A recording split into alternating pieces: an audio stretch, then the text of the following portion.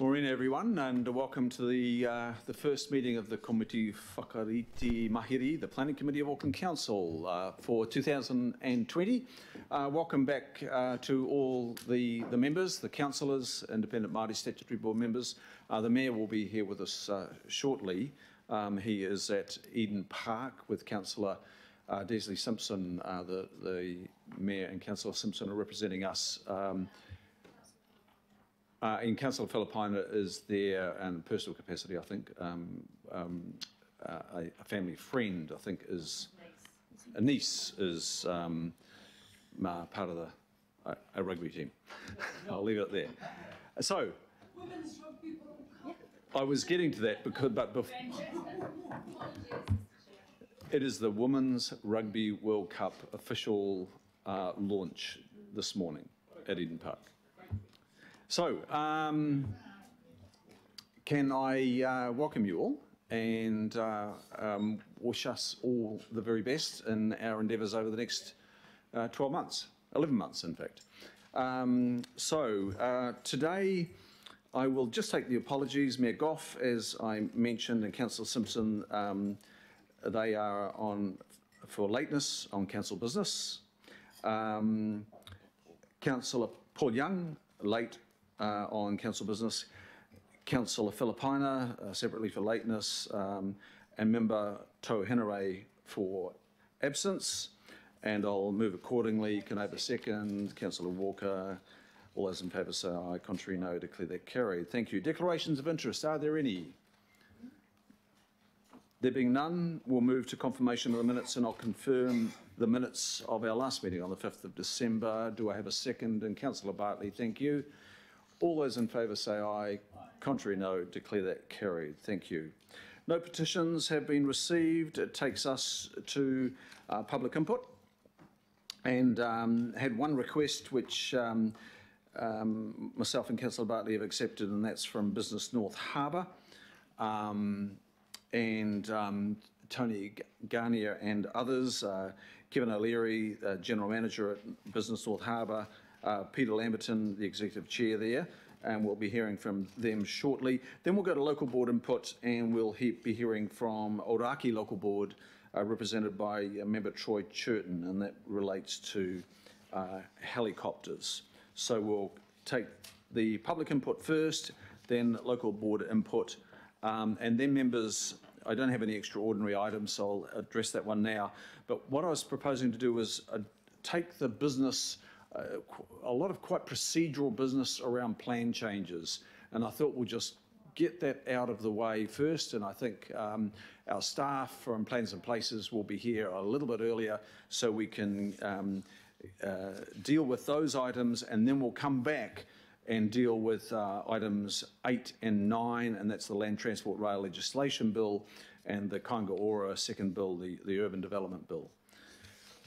I hope that's to everybody's agreement, and we shall proceed and hear from Business North Harbour. And I welcome the representatives to the table, please.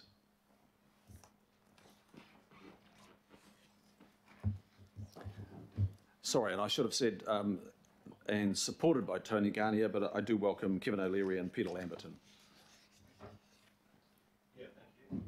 Marina, so Kevin and I are here today representing Business North Harbour. Talk? Right, sorry. Marina, Kevin and I are here today representing Business North Harbour, and we're a business improvement district. And our purpose is to empower economic prosperity and growth for our members.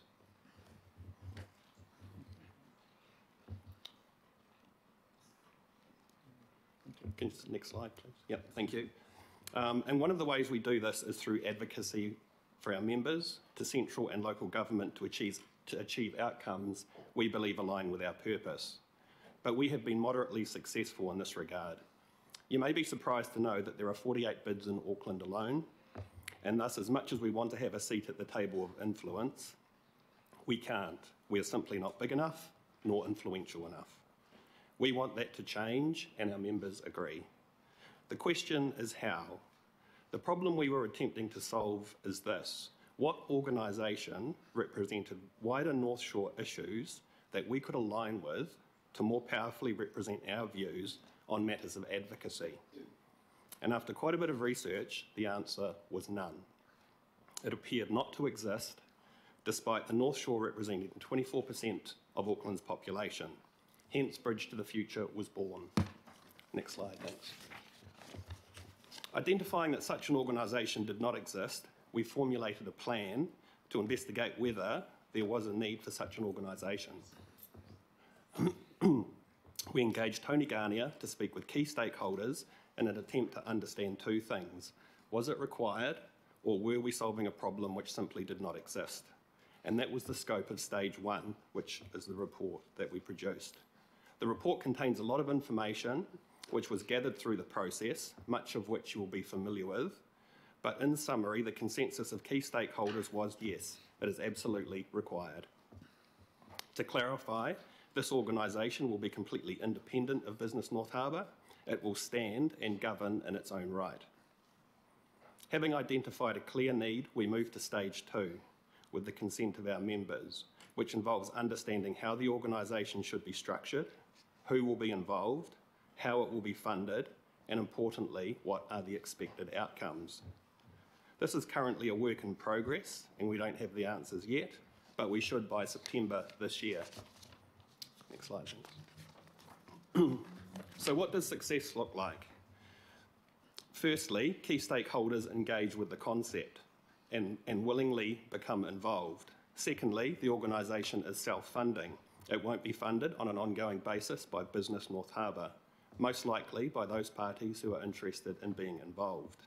Thirdly, the organisation is externally recognised as the leading authority on North Shore issues. And finally, local and central government actively look to engage with the organisation in due course. This success can only be achieved if the organisation is clear on its purpose and outcomes. But importantly, all parties who are involved act in the best interest of the wider North Shore and Auckland City more generally, and do not bring any agenda they may have to the table. Next slide. So what we want you to remember, it will take time before we understand if this project has a long-term future. Sitting here today, we don't know, but we have given ourselves 12 months to find out. The second thing we wish you to remember is that we want to work collaboratively and be seen as a partner of choice with Auckland Council, Auckland Transport, and other relevant organisations. Final slide, thanks. We're very pleased to be representing the concept to Council. However, there is also feedback that we require from you to ensure that we have the best chance of creating something of use. Specifically, what information or involvement could this organisation provide that would be valuable and meaningful to Auckland Council? And secondly, what does success of this organisation look like to you? Not from our perspective, but yours. We have copies of the Stage 1 report on hand for those interested, and it can be accessed via the Business North Harbour website, and it contains a lot of information. However, we decided to keep our messaging simple in the interest of time, and I'd be happy to answer any questions. Thank you. Well, thank you, gentlemen. Members, questions at this point? Councillor Watson? First of all, I'd like to compliment you on your excellent discussion document. It really is first rate and certainly spells out, I think, the need for the sort of organisation you're describing here today, given the population dynamics at work. I mean, the North Shore is going to be up to nearly 600,000 people very soon. And there is a real need to tie all these different strands together, employment, infrastructure, business development, etc. So I guess my question to you is that, in light of, the very clear need on a number of levels here, and, not least of which is these transformative elements that are required to keep the North Shore growing and meeting the needs of its people. As far as the organisation goes, from your sector, do you see any problem in accessing the kind of calibre of person to tie this together, to help council with its job, and you know, council does tend to operate in silos at times, but to bring it all together for this massive big area, do you see any challenges with getting that kind of calibre of person together to add real value to this, you know, really clear vision that would be of great benefit to our area? I think that's a great question, and I think stage one report, that was exactly what it was designed to do. It was, if ultimately we're solving a problem that doesn't exist and no one's interested in it, it will discontinue. But the parties that we've spoken to have shown quite a lot of interest and are keen to be involved. So that's where stage two is quite important. It's like, who are those parties? What are the requisite skill sets that we need? And what involvement will they have and how will it work? So some of those questions I don't know the answer to, but based on the feedback that we have had, and we provided a copy of the report to everyone who we consulted with for further feedback, I honestly don't believe we'll have any problem getting the calibre of people who we're after, because ultimately if we don't get those people and the decision makers, then it's probably unlikely it will ever achieve its full potential. So, yeah, just to add to that, on Friday I presented the report to the local board chairs and deputies from four of our 5 local boards. Unfortunately, Councillor Sayers may be aware, the Rodney representatives couldn't get there, but they're keen for me to go and present to them, and we had overwhelming support from all the 4 local boards that turned up as to what we're trying to do, and some significant businesses who it was felt by some of the members attending may well be interested in this, are already going to be spoken to in the near future, just to see if we can again continue to gain momentum. Questions, members? Councillor Walker. Just want to follow on from Councillor Watson. Quite obviously, I'd certainly suggest that there's a need for an organisation.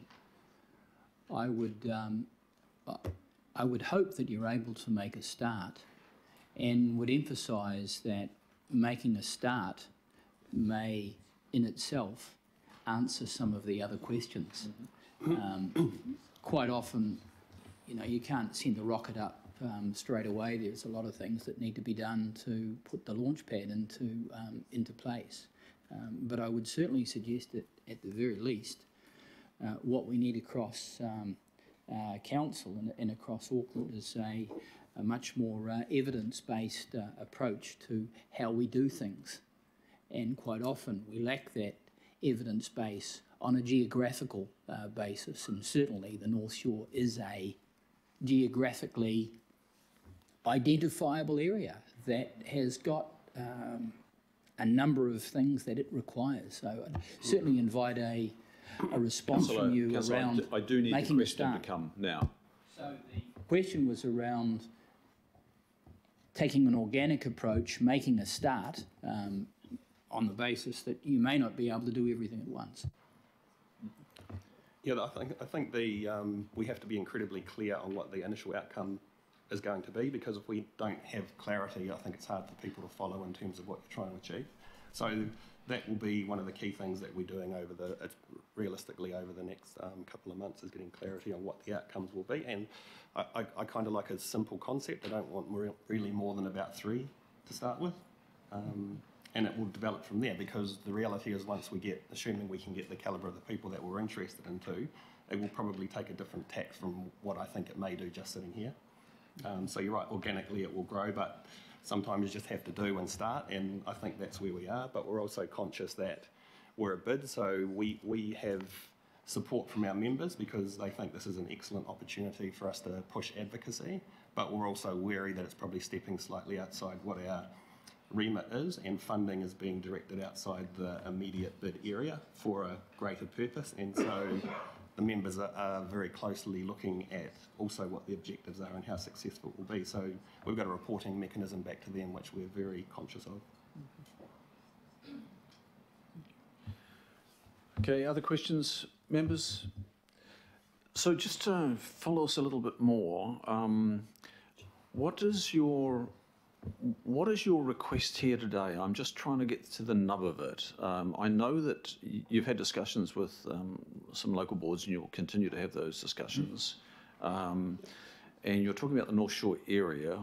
You're currently Business North Harbour, but you're looking for deeper and wider advocacy opportunities. Correct.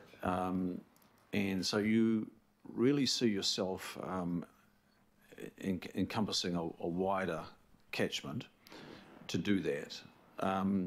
So just give us a bit of background on the discussions you've had with the other business improvement districts.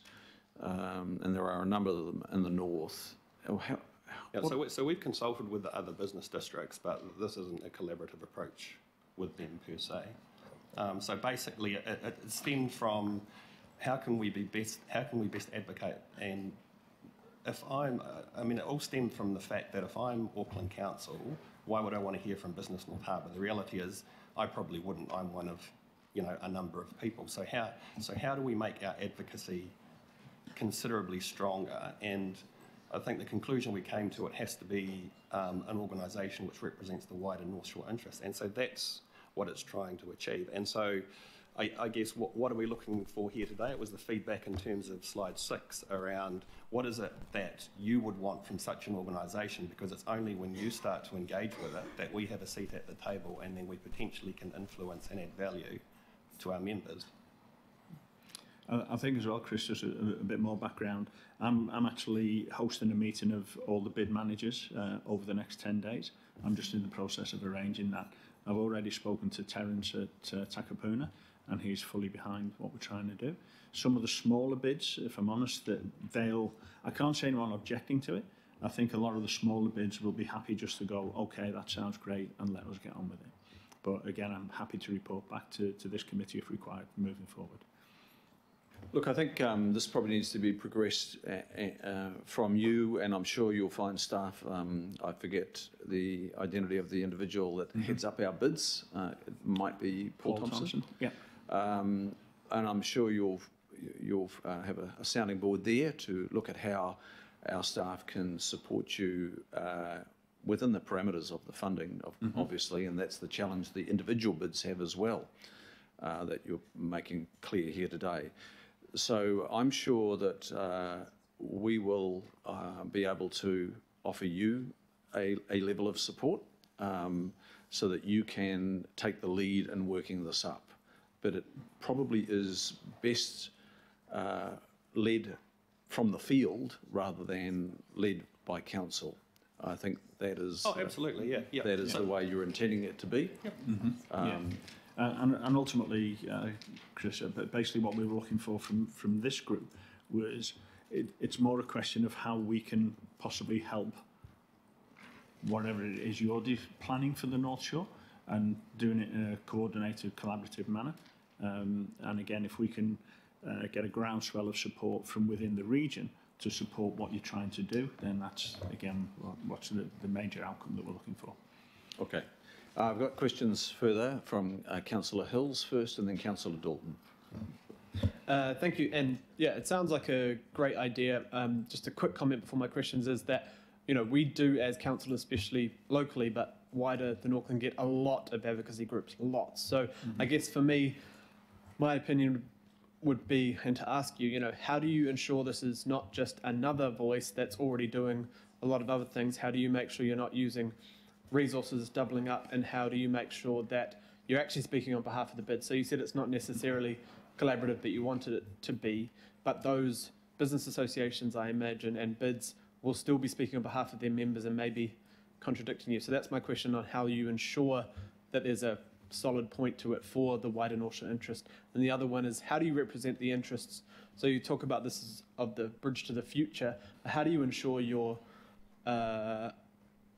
advocacy is for the future, so maybe younger people and things who aren't necessarily connected into your... So how do you balance the current needs versus the future needs? Because we have to think about, obviously our plans are often 10 to 20 years out, as opposed to issues that may be right now.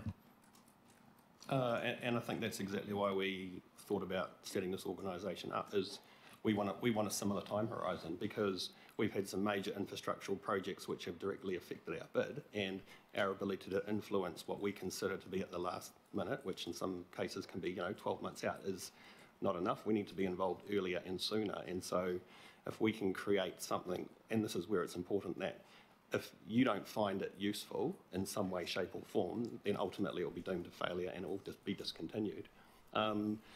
In terms of, yes, there are a lot of organisations out there which, and I'm sure there's hundreds and hundreds and hundreds who come through and want advocacy, but I guess there is nothing on the North Shore that represents a unified central view, and we want to try and formulate that. And that's why it's critical that if people become involved, irrespective of where they are from or what their vested interest may be, it's going to have to be parked at the door, and it's like, is this the best for the wider North Shore?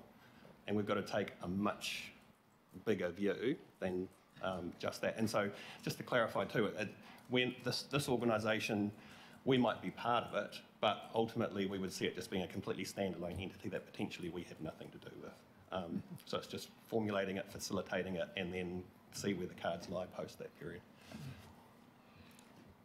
Thank you. Look, I'll take one last question because I have given member Troy Churton assurance that we will be finished with his item by 10:50. He has another engagement that he told us about, so we need to make sure that he is free by then. Councillor Dalton, finally. Thank you, Chair. You might have just answered my question. I was just trying to get the setup of it all. So you're a bid. Yeah. Yes. There are other bids. Yes.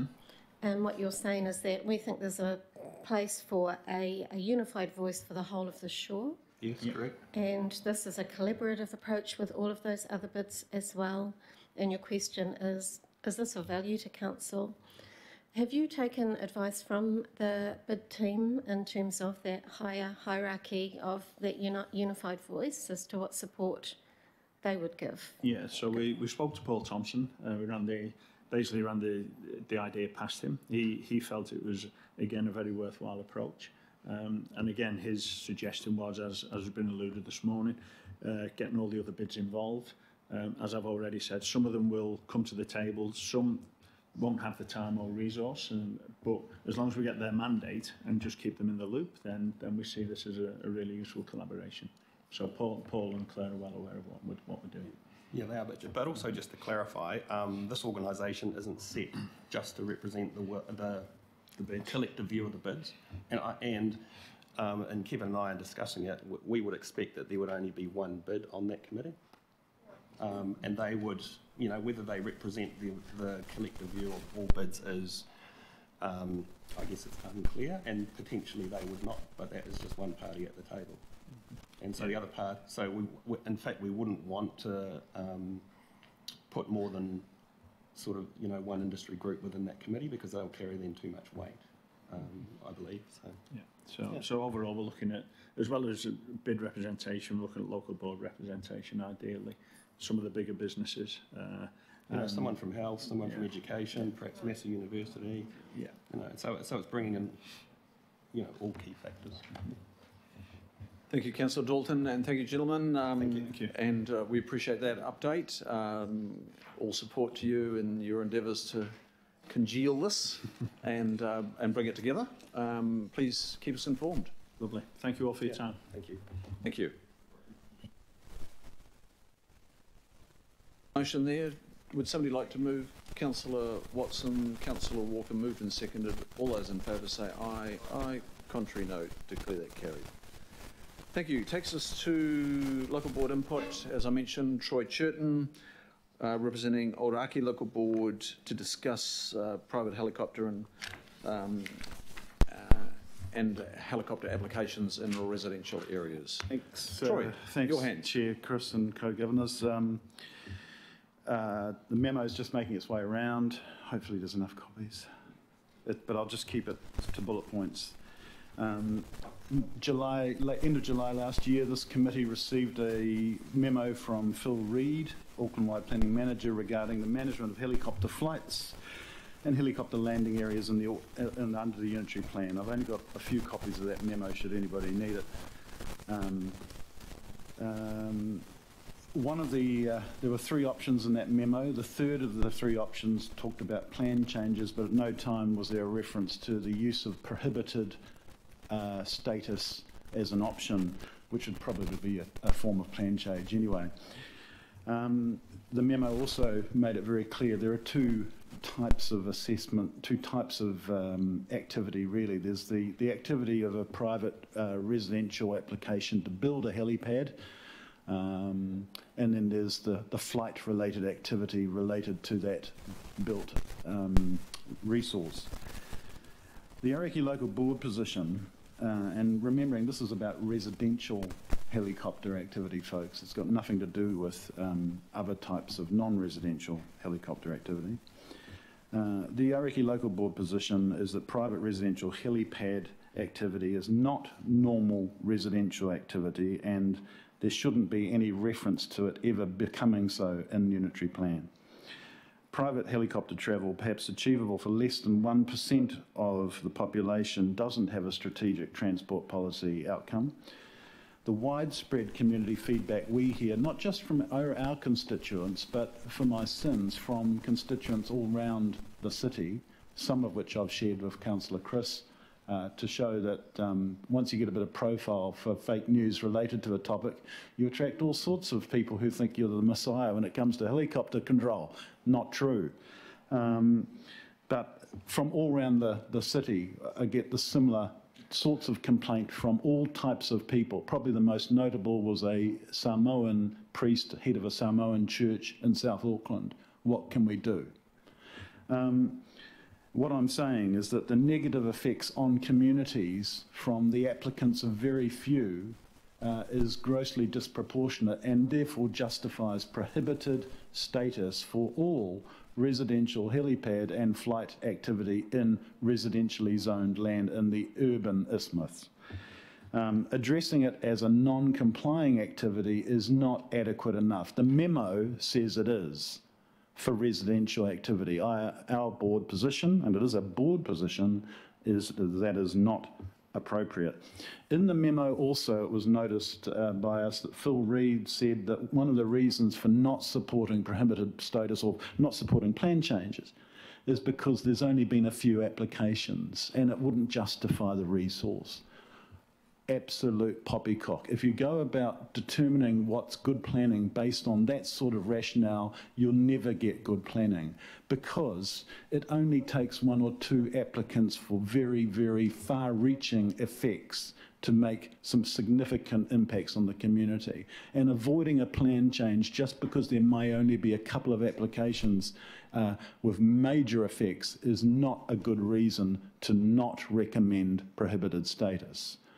So I'm sorry about the double negatives in that, but I believe the advice that was given for not pursuing option 3, or at least a prohibited status through a plan change, was poorly represented to you. So over the page, just very quickly, currently you've got non-complying activity status attached to these sorts of things. You've got to look at helipad development in conjunction with the activity that's generated off a helipad, i.e. flying, noise, etc. There's some recommended wording that you can make sure it does exist in the plan, if it doesn't already, to show that residential helicopter pad and flying activity is not anticipated and will always be considered exceptional. And the need to do that, if it doesn't exist, is even more important now that we've had the Rod Duke saga.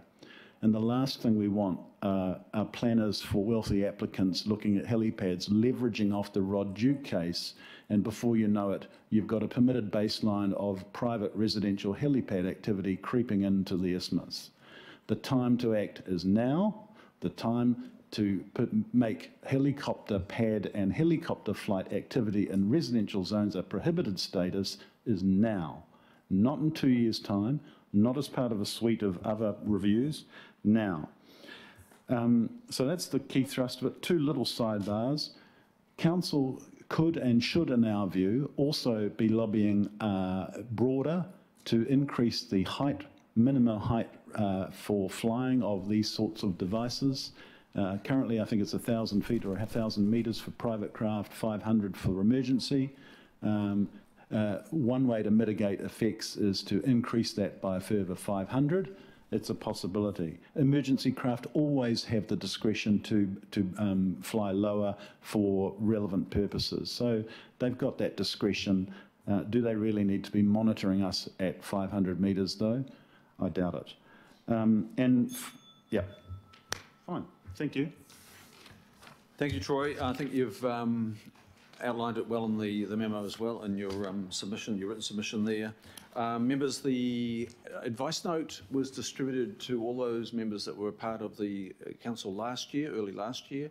I think it was about June, but it's also on Nexus. That advice note came about after I was concerned and made inquiry. And I can also say that Mr. Phil Reid is also following up with the Ministry of Transport and Civil Aviation Authority. I think it might be the former rather than the latter, keeping in mind that the America's Cup 36 coming our way is likely to see a big spike in helicopter traffic.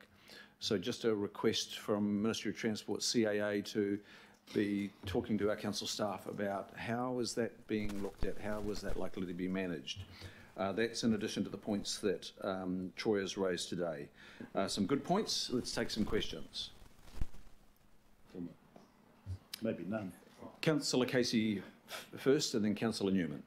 And then Hi, Councillor Troy. Watson. Two questions. One, I wasn't quite clear about your comment during your presentation about fake news. Were you referring to your personal complaints about the emergency and police helicopters? Well, that's And the why it's second fake news, question? Kathy, because actually most of that activity had nothing to do with complaints at all. So I don't want to, it's not really relevant to this. No, I still Yeah. didn't understand your comment. Yeah, that's what it was in reference to, a lot of media attention regarding a previous matter which has no bearing to residential activity. And so my second question relates to that.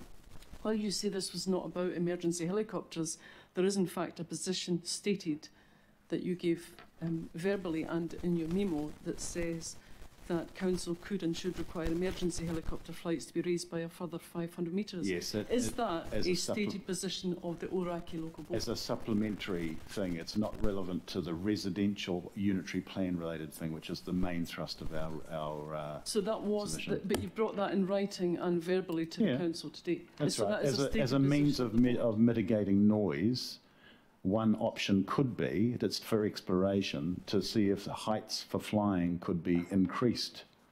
We don't know. We're not the topic That's experts not on about noise management. residential helicopter use. Well, can I just come in here? Can we just listen to each other? Can we just respect the question? Yeah. And then we'll have the response. Can I have the question from Councillor Casey? The question was that I didn't understand why this statement about council should and could and should require emergency helicopter flights to be raised by a further 500 metres, how that relates to what Troy's come in to ask us today, which is about residential helicopter use. Okay, so an answer might be if you're looking at ways to deal with the effects of residential helicopters, and one of those ways could be to see if the minimum height in which they're permitted to fly could be increased, then at the same time it might be effective and efficient to consider all range of helicopters, private, business, emergency, whatever, and whether their height restrictions are adequate as well. So that's the bit I didn't get, really. That's a different issue from the one that he came to ask us about. Councillor Newman. Good morning, Troy, and Happy New Year to you. Same to you, Daniel. Can I just ask, private helicopter travel, it's a bit beyond my pay grade, so just a question with respect to height limit. Is there an issue with, if we've got private helicopter travel, they're flying at a higher elevation, is there a risk in terms of a congested flight path across suburban Auckland with commercial flights coming into land, having helicopters operating at a higher level, is there some risk there? Could you explain that? Yes, so I mean, that's exactly the sort of exploration that we're suggesting could be looked at as a sidebar. It's not the main thrust, but by 500 metres, minimum flights we understand are allowed to come down to 1,000 or feet. I think I can always get it confused. And whether that would impact on other types of flight zone, I don't know. It's just for an explorative type of... I'd be interested in understanding more about that. The police tell me that it's difficult for them sometimes to operate the helicopter in certain parts of Manukau given the flight path. The second thing, I guess, is in terms of the prioritisation of the workload. I have a concern about the unitary plan too. My concern is about cumulative effects of stormwater. I think there are issues with respect to zoning in flood zones and zoning in areas subject to inundation. So in terms of prioritisation, your view is that this has to sit alongside or ahead of those other issues, or can I take it from you that you're happy for me to address your issues, but I need to address my ones first? I mean, where do you sit in the pecking order? Yeah, no, I wouldn't say as a value judgment that this is before those very valuable issues, but I would say that this is an example of a land use that affects broad and lots of communities and lots of people. And so it's no less significant to be included in whatever unitary plan reviews are going on. Do you have any, last question through you, Chair, do you have any empirical information of the noise effects of a helicopter operating, say, 700 or 800 metres above us? Right on me, no. Through my, I sit with the ACNN committee, the airport noise control. I mean, it would be easy to get, I'm sure, but I can't offer it to you now. What's the timing for you being able to provide that? With support from people who've got the source, anything's possible in a couple of weeks, I'd say, Daniel. Okay. Thank you, Councillor Newman. Councillor Watson and Councillor Cooper, please. Just very quickly, Troy, and just in terms of those effects and what the rules are as it stands, there's no requirement at the moment to have any kind of buffer zone in these, buffer area in urban zones. So just a single lot section is sufficient for you to get access. Well, the only examples that I've had, we've seen in Oraki recently was an application for such a development in Paratai Drive, right, which I think has got a mixture of mixed housing and single in that area, but I didn't see any buffer related activity. And similarly with the number of flights that are permissible, is there any controls put on that, on the actual number of times flights can be made? Yeah, so the current approach is case by case with looking at policies and imposing conditions on the grant of consent, you know, and I think there was a suggestion that there would be a maximum number of inward and outward flights for the Duke case, for example. So you can impose conditions to allegedly dictate the use. Yeah, but you know, we're trying to say, well, there are some uses of land which, quite frankly, are always or should always be prohibited. You know, I mean, you know, gunpowder manufacturing in your backyard and that sort of thing, whatever it might be. You know. Councillor Cooper.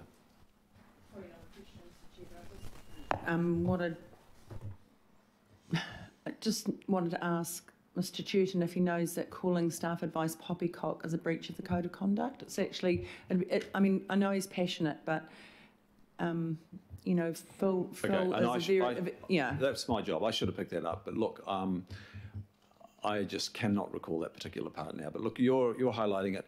Can we, mate, let's just focus on trying to achieve the right outcome here. And it's very early in the year, and we'll continue to be respectful. So, are there any other questions here? Troy, is the thrust of this concern about noise, or is it more than noise? Is it about loss of public amenity? Is it wider environmental effects beyond noise? It's wider than noise. It really comes down to the value judgment that underpins a lot of land classification as to whether the activity of helicopter development and flights in residential areas is one that should be enabled in any way or should be prohibited. Now, there are lots and lots of land uses that we've never associated as being appropriate for residential areas. You know, and this is just another example. Like I said somewhat churlishly before, if somebody wanted to develop their own shooting range, for example, if they were lucky enough to have a 2,000 square metre section, then whether it's in Manurewa or Paratai Drive, and they were a passionate gun person, the chances are that having your own private shooting range might be considered an inappropriate thing for a residential built-up area. That's all we're saying. Okay, so members, you've seen the advice note from last year. In some ways, that advice note was an interim solution, you could say. It was identified that we may not have been assessing helicopter landing pads, or particularly the landing and takeoff as well as we expected. And that has been closed up. And I'll ask the Director of Strategy to address that. There's a couple of other items here which are really lobbying and advocacy to the Ministry of Transport and Civil Aviation Authority, and that's the height of helicopter traffic across the city.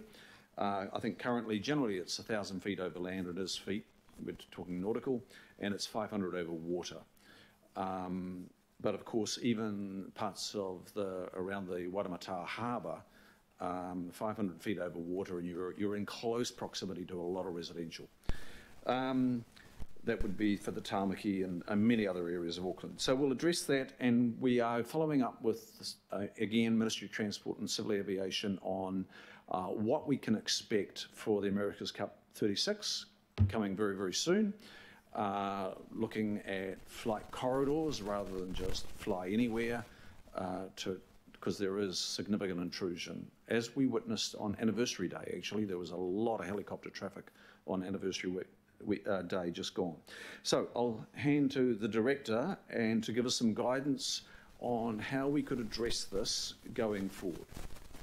Thank you, Mr. Chair. So, yes, just following Mr. Chewton's previous discussion with us, we have worked with our regulatory counterparts, and we're working together to better process and understand the effects of these activities should they come our way. And as we said, that this was kind of it was an initial thing, and we would like to monitor and just to see if that's making a difference, and if there are, what the kind of effects are coming. So we're still really, I believe, in that monitoring phase, and we're happy to bring that back to you as part of a bigger package around the broad unitary plan monitoring, and we can specifically address that for you at that time, unless there's anything more you need us to do. Okay, any responses to that advice from our senior staff? Councillor Casey? Just have to reiterate my concern about including emergency helicopter use in this debate and in any re-look at regulations. I don't think it belongs there at all. Okay, I think you make a good point. So I think the emergency helicopters, they have a special place. They need to respond. I'm not aware of police or emergency Westpac flying indiscriminately. I'm open to seeing the evidence, but I think we need to be focusing on the residential use, and I think that is the thrust of the submission, so if we can strip it down to that. So the intention was for staff to be monitoring this. They are. That was conveyed earlier or last year. We'll continue to do that. We've taken the submission. To do a standalone plan change for this, we need to think about that against all the other planning work we need to undertake. And we will be undertaking, members, over the next year and 18 months, some significant plan changes in response to climate change. I would suggest, I think I don't need to say anything further, but that is our big focus. So we will look at this into the year. But there's probably no good argument to have a standalone plan change, Troy. Okay, so we'll pick it up. Councillor Watson. Happy to move. Do I have a second, please? Yep. Councillor Walker. Moved and seconded. Thanks for accommodating time, Chris. Thank you, Troy. And thanks to Aoraki Local Board, please. Thank you. Seconded. All those in favour say aye. Aye. Contrary, no. Declare that carried. Thank you. As I mentioned earlier, if we could just hold off on 8 and 9, and we'll, if our planning staff are here, can we go to item 10? It's on page 137. Items 10, 11 12 and 13 are reasonably procedural members, particularly the first three. And I'll ask on item 10, Tony Reedy, to very briefly address item 10. Welcome, Tony. Thank you, and if you Mr. could Chair. introduce any other staff on this particular plan change, please. For item 10, it's just myself. I think David's coming along for item 11 And 12. and 12, yeah. So, as, I'm here because I'm acting Phil Reid. so item 10, just it's the final step in the plan change process. We're bringing you two plan changes. Plan change 4, which was correction to technical errors and anomalies, quite a large plan change, which kicked off a couple of years ago, and then plan change 18, which was rezoning some land in the Tamaki area, some open space land as part of a rationalisation process. Both those plan changes have been through the process, decisions have been released, there was only appeals to plan change 4, they've been resolved, so now we come back to you as a final step to make those plan changes operative. That's really all I need to say, I suppose. It's moved by Councillor Bartley. And do I have another second? Member Leanne Namani. Any points to make? I think they have been made through the process, the proper process. All those in favour say aye. Contrary, no. Declare that carried. Thank you, Tony. It seems so quick and easy, but we know that you've worked the hard yards on this one. Thank you. Item 11, and it's on page 147, this one is your good work, David, and we've resolved this as well. And this will be moved by Councillor Cashmore. Do I have a second, please? I'll just put that up. Councillor Tracy Mulholland. David. Can I have your mic on? Just add that, please. Once again, this is the final step in making private plan change 6 Oranga fully operative. The appeal by Ali Pan, a landowner, to the location of a future collector road has been settled by consent order. All the parties to the appeal have signed off on that consent order.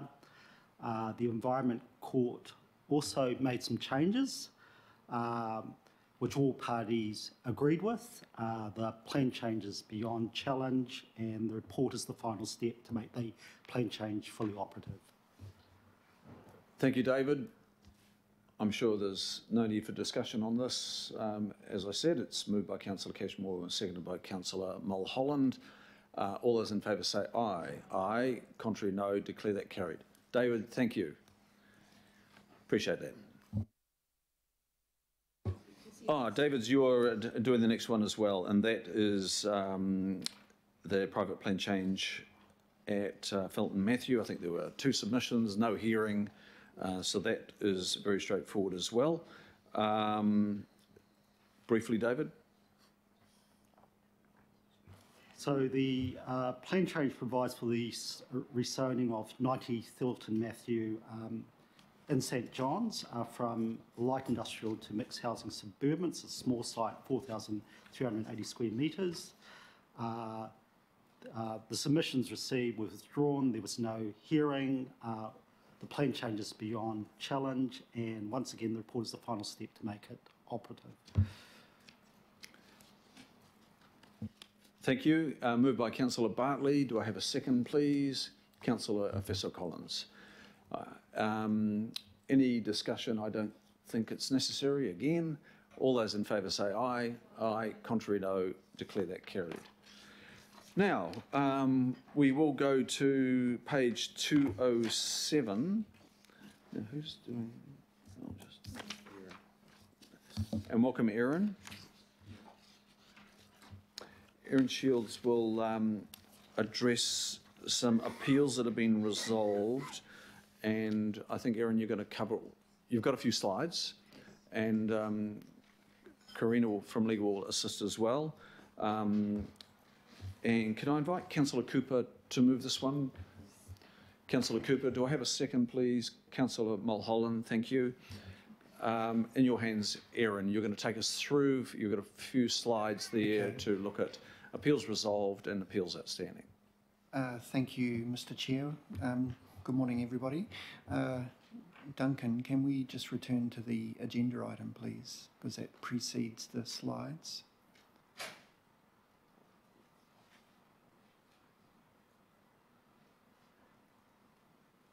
Through the chair, this item is to resolve one of the remaining appeals to the decisions that the council made in response to the independent hearing panel recommendations in 2016. The matter was related to the activity status of subdivision in certain parts of the heritage area of the Waitakere Ranges. The Waitakere Ranges Protection Society took a High Court proceeding alleging that the council had made an error in law in terms of applying its thinking to keeping the activity status as non-complying. Following further consideration by our legal providers, we agreed with them about that, and so the High Court appeal was agreed by consent and prohibited activity status was reinstated. What that meant was that, in effect, the council had then rejected the recommendation of the independent hearings panel, and that opened the opportunity for submitters to appeal that to the Environment Court. The council received an appeal from the Strategic Property Advocacy Network, and we have been engaged with them for 18 months or so in negotiations. Those negotiations were not particularly successful, and the Environment Court directed that the matter be set down for hearing. At that point, the Strategic Property Advocacy Network decided to withdraw the appeal. So what that means is that the decision of the High Court and the consent order can now be made operative, and I'm seeking the approval of the committee to undertake that action. Essentially, the matters are now beyond challenge. I hope that made sense. I'm happy to explain those intricacies or get Karina to assist with that if it's particularly legal. I think so. I think those that have read we've read the report, and it's clear to us. It's been a long, protracted process. Councillor Cooper knows it well. Former Councillor Penny Hulse knows it well. I'm sure Councillor Shane Henderson knows it well. And I want to acknowledge also local board member Greg Presland, who has played a key role as well. Taking into account this is a legal process that we've gone through of recent, but the elected members have played a big role leading up to that legal process. So any questions here, members? There being none, but okay, we'll now proceed to, before we vote on this, we're going to address some other matters. Yes, so Duncan, if we can begin the slideshow. There's a number of remaining appeals from the council's decisions in 2016, and this is an update of the remaining appeals, which there are, I'm pleased to say, few in number. And you'll see there is a list which we have a slide, and we'll quickly run through the legal position in relation to each of them. This is not asking you as a committee to make any decisions on the council's position in relation to each of these matters. Rather, it is simply to update the committee, and we're mindful that there are new members following the election last year, so that they are up to speed with where we're at with this part of the process.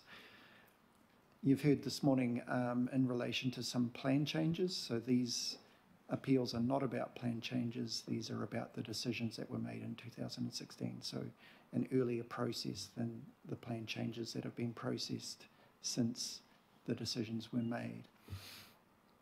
Next slide, thank you. This is where I might hand over to Karina, because I'm not particularly familiar with any of these appeals.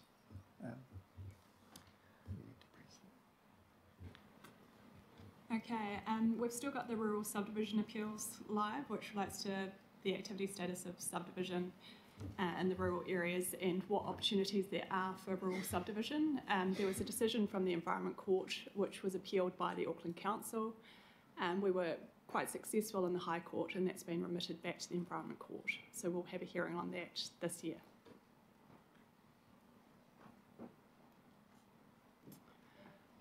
This one is NEIL. We've got this particular appeal on hold pending the outcome of the IHP revised recommendations, which came about from a Court of Appeal decision.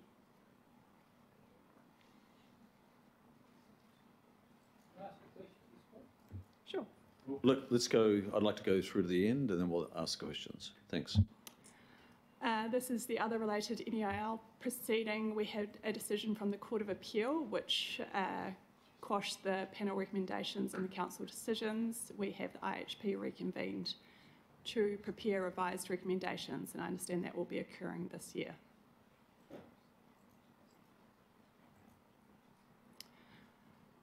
This one is Brookby Quarry. I'm not as familiar with this one, but hopefully I have Jenny here, and Jenny is very familiar with this file. Oh, good morning, members. Yeah, this one relates to SEAs and quarries and has come down some reasonably arcane points around how biodiversity offsetting is going to apply in the quarries. We've essentially reached high levels of agreement with the quarry operators and even with Forest and Bird Society, but we just sort of, there's some nuances around how that's represented in the provisions. So we are waiting to have the Environment Court hearing reconvened, and we would expect it to probably go quite quickly once it does. Just for the committee's assistance, these are a couple of maps. The one on the left is the Brookby Quarry, and you can see the green cross hatching at the northern end is this significant ecological area. The map on the right places Brookby Quarry in context in relation to Clevedon, which is the nearest big town, and hopefully that assists people to understand where Brookby is.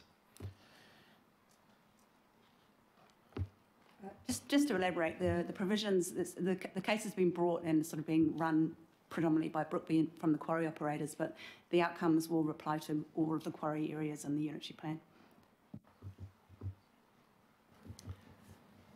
This one is Pukaki Peninsula, and if you could possibly go back to the last slide. So we had a decision from the High Court last year, and they've remitted the matters relating to the Pukaki Peninsula, which is the GOC land. They've remitted those back to the Environment Court, but the matters relating to Crater Hill, which was the South Family Trust aspect of the appeal, those proceedings are at an end. So we've only got the Pukaki Peninsula matters going to the Environment Court, and I understand that's going to be heard in the week of 24 February. And that is to assist the committee identifies the Pukaki Peninsula in the context of the International Airport and Mangere Town Centre. And that is a zoomed in map that identifies the extent of the area that's still subject to the appeal.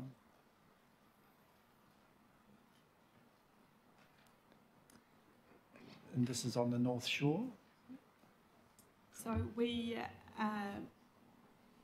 had the Franco Belgiano-Netas proceedings, which I've updated you on, or we have updated you on over the years. We had proceedings that ended last year when the applicant sought leave to appeal to the Supreme Court, and that didn't go ahead.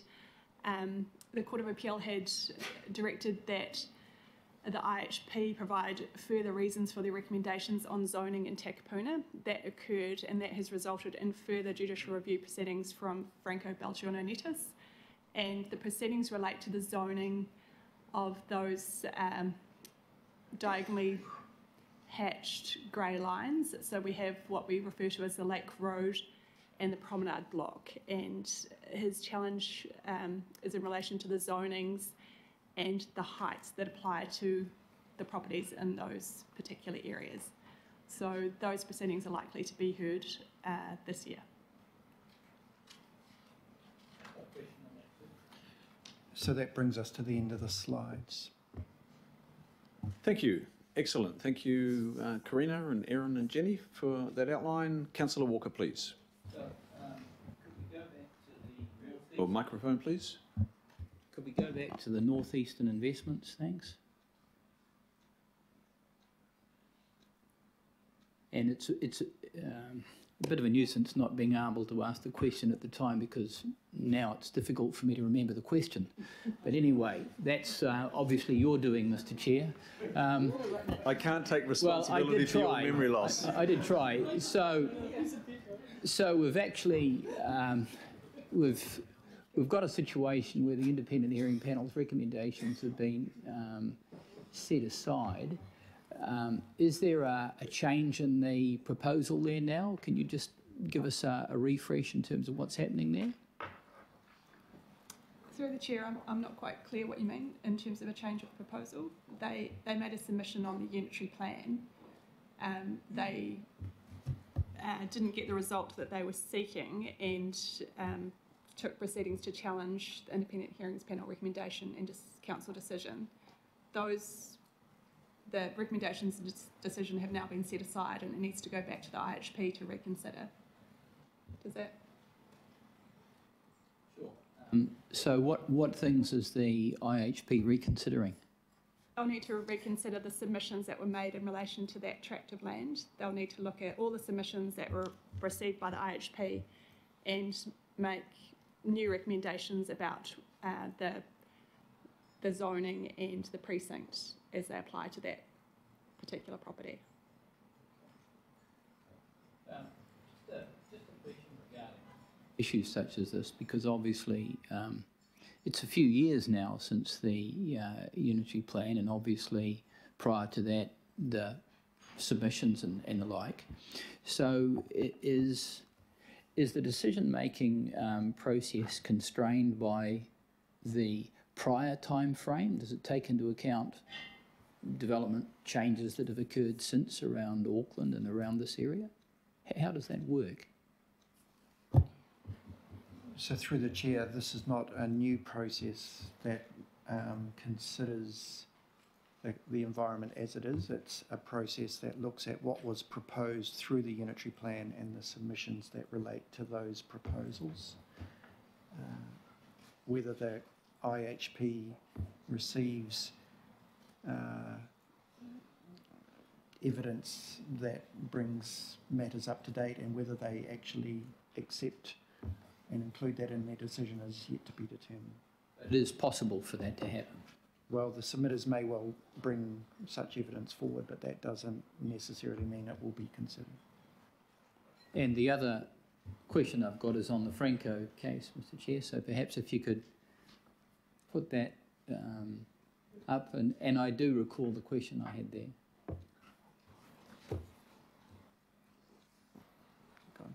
Okay, and it's a pretty simple question because it goes to zoning and obviously a circumstance. We've got an appeal and a judicial review. So I'm making the assumption that there isn't going to be any change in zoning or the like until the judicial review and the like has run its distance, and anything that might develop further from that. So through the chair, the zoning as proposed will remain in place until all matters have been resolved at the court. Through the Just, I'm still a little unclear there. Through the chair, I'll just clarify that. Because the judicial review is not an appeal, the zoning in the unitary plan is actually operative under section 86F of the RMA at this point in time. There may be an application made by the applicant for judicial review that seeks to put a hold on the zoning being treated as operative, but we have not yet received such an application. At this stage, owners of land in those 2 blocks of land are able to make an application, and the zoning is treated as operative. Okay, so that's good. We've examined that, and we're still in legal process, and hopefully it becomes resolved soon on all of those outstanding matters. So we have is that the end of the? Oh no, I do have questions. Councillor Cashmore, and then Councillor Sayers. Thanks, Mr Chair. Just to you, Jenny, concerning the Brookby Quarry, I just want to make sure I'm quite clear, because at some point I'm going to have to explain this to the general public here. So the quarry zones identified in the unitary plan as special activity zones, SCA is on top of it. So with this, is this allowing the quarry owners and operators to remove some of the SCA if they do extra substitutional planting, or does it put a priority on the quarry zone over the SCA or vice versa? What happened during the independent hearing panel process was that panel made the decision that because quarrying was so essentially in conflict with protection of the ECAs, that the ECA should come off. So they took the ECAs off the quarry land. So at that point, they were just being treated by the normal vegetation clearance rules. Then, because of the outcomes of another court case, the Manor War case, which was around the identification of things versus the management of those things, the implications of that was, while you might conclude that you want to manage something differently from another area, doesn't mean you shouldn't identify its significance. So, in other words, while the SCA might not be able to be saved in a quarry situation, that's not reason enough to take the SCA off. So then the SCAs all went back on, and then now we're looking at provisions that should apply to the SCAs in quarry zones. And the upshot of it is we are looking at a policy framework that recognises that removal of SCAs in quarries is not always possible to avoid. In fact, is unavoidable in many circumstances. It's going to happen. So now we're really looking at what the provisions say in relation to that. So even Forest and Bird acknowledged some requirement for some sort of a less stringent approach, if you like, for quarries and SCA. So now we're talking about what policy framework do we have, what are we saying the rules about it, what sort of offsetting are they required to do. So they accept all that stuff, and so it's really, as I say, it's reasonably nuanced now, the discussion around the provisions that go in the plan. There are still some outstanding policy issues, but they're pretty at the edges now. Just further clarification, Jenny, is that going to be, those policies are going to be over all quarries in the Auckland region, or are you looking at each different quarry in a bespoke manner, either known or unknown? The appeal covers all quarry zones, so all areas that are identified as quarry zone. The provisions that come through this case will apply to all of those quarry zones. It's not just Brookby, it's anywhere that's identified as a quarry zone in the unitary plan. Councillor Sayers, please. Thank you, Mr Chair. I was just wanted to gain some clarification around the rural subdivisions. I noticed there were 7 appellants there. Just trying to understand if that's joint, if they're all talking about the same issue, or if they're separate issues. Just trying to understand a little bit more about the topics that are being brought up there.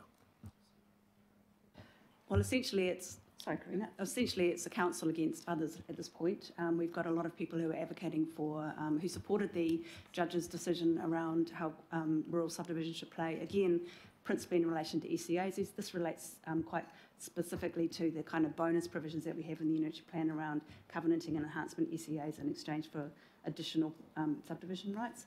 So essentially it's the council against a lot of parties who want to make it a bit more open than what we have and what we want to have. So we've conceded some points in relation to some of those provisions, but as mandated by delegated authority. But we have to go back to court, and the Environment Court has to reconsider some of those issues. So, yeah, it's going to be interesting to see how that goes. But it's again reasonably nuanced, I'd say, at this stage.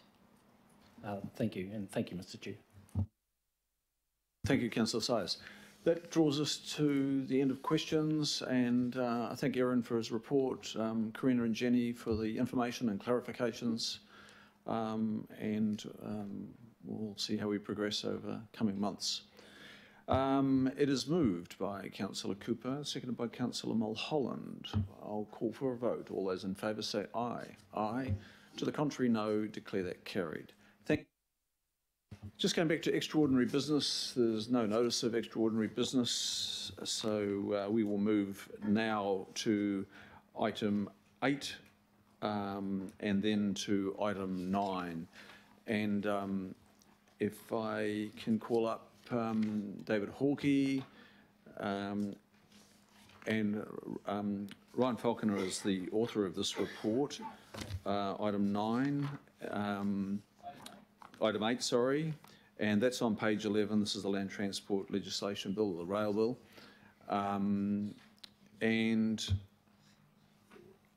Ryan, maybe if you can introduce yourselves and the roles you've been undertaken. I understand there has been quite a lot of dialogue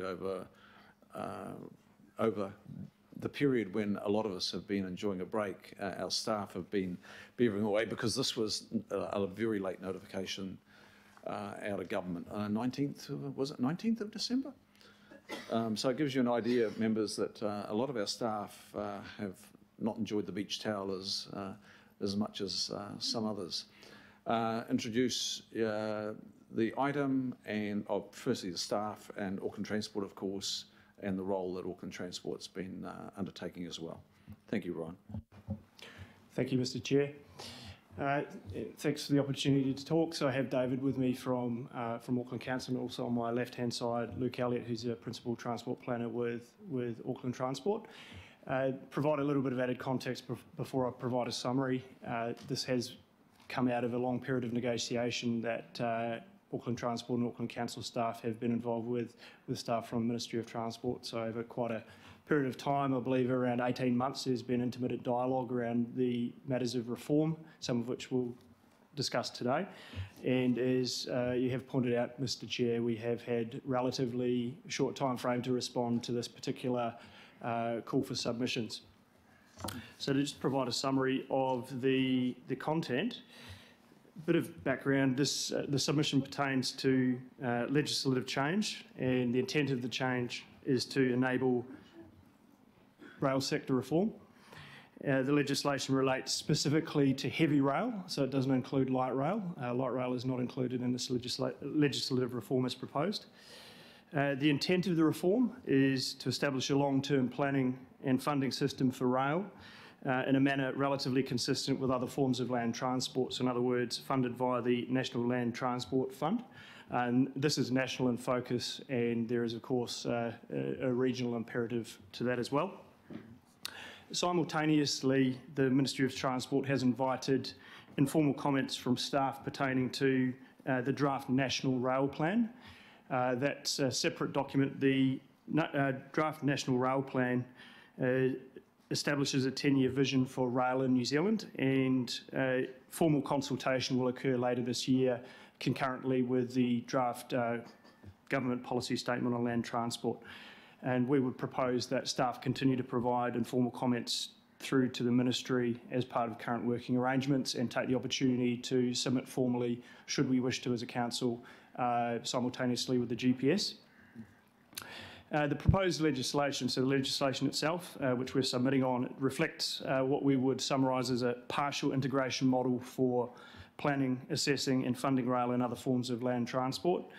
It defines an approval pathway for something called the Rail Network Investment Program, which is essentially a 3-year program that will define projects or priority areas for government to invest in, with the Minister of Transport being the ultimate decision maker with respect for rail activities to be funded, and that would be in consultation with KiwiRail's other shareholding ministers and following provision of advice and consideration of that advice from the New Zealand Transport Agency. In contrast, a full integration model would treat rail in a similar manner or the same manner as other forms of land transport, with specific investment propositions subject to review and approval of the NZTA board. So there's a clear distinction between the partial integration model proposed and that full integration model, and I'll come back to that momentarily in terms of recommendations for council. So briefly regarding our principal concerns, the proposed legislation, some of the principal concerns relate to the risk of misalignment between a regional land transport plan and the RNIP, or the Rail Network Investment Program, because of differing development review and approval pathways. So that's distinctly via the Minister on one hand for RNIP, and on the other hand for the RLTP via the NZTA board. And then, of course, the potential for misalignment between regional prioritisation and national prioritisation of projects and programs. There are also potential implications for our Auckland Network Access Agreement, and specifically this is why we have representation from AT today to provide potentially a little bit of more detail around this. To provide a bit more information for members, the Access Agreement is the key mechanism that assures the successful functioning of our metropolitan passenger operations, and it does provide long-term certainty around costs and provision of fees to KiwiRail, and it is an effective mechanism to hold KiwiRail to account for the state of the rail network.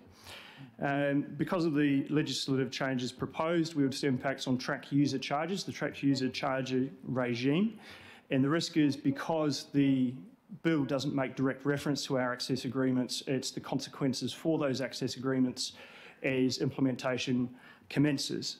So at this time, we've been informed there is no near-term expectation of changes to those agreements, but it's really the opening of risk associated with future changes to those agreements. Prior to summarising our key submission points and recommendations, we'll make a comment briefly regarding climate impact.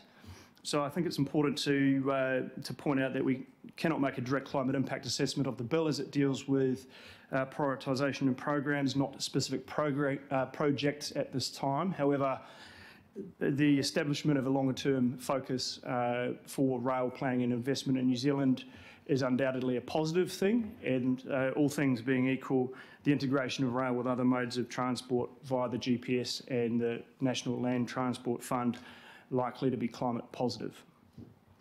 So in terms of our recommendations, we do certainly strongly support the reform and underlying intent of reform in the sector, particularly the establishment of longer-term planning and more secure funding and investment.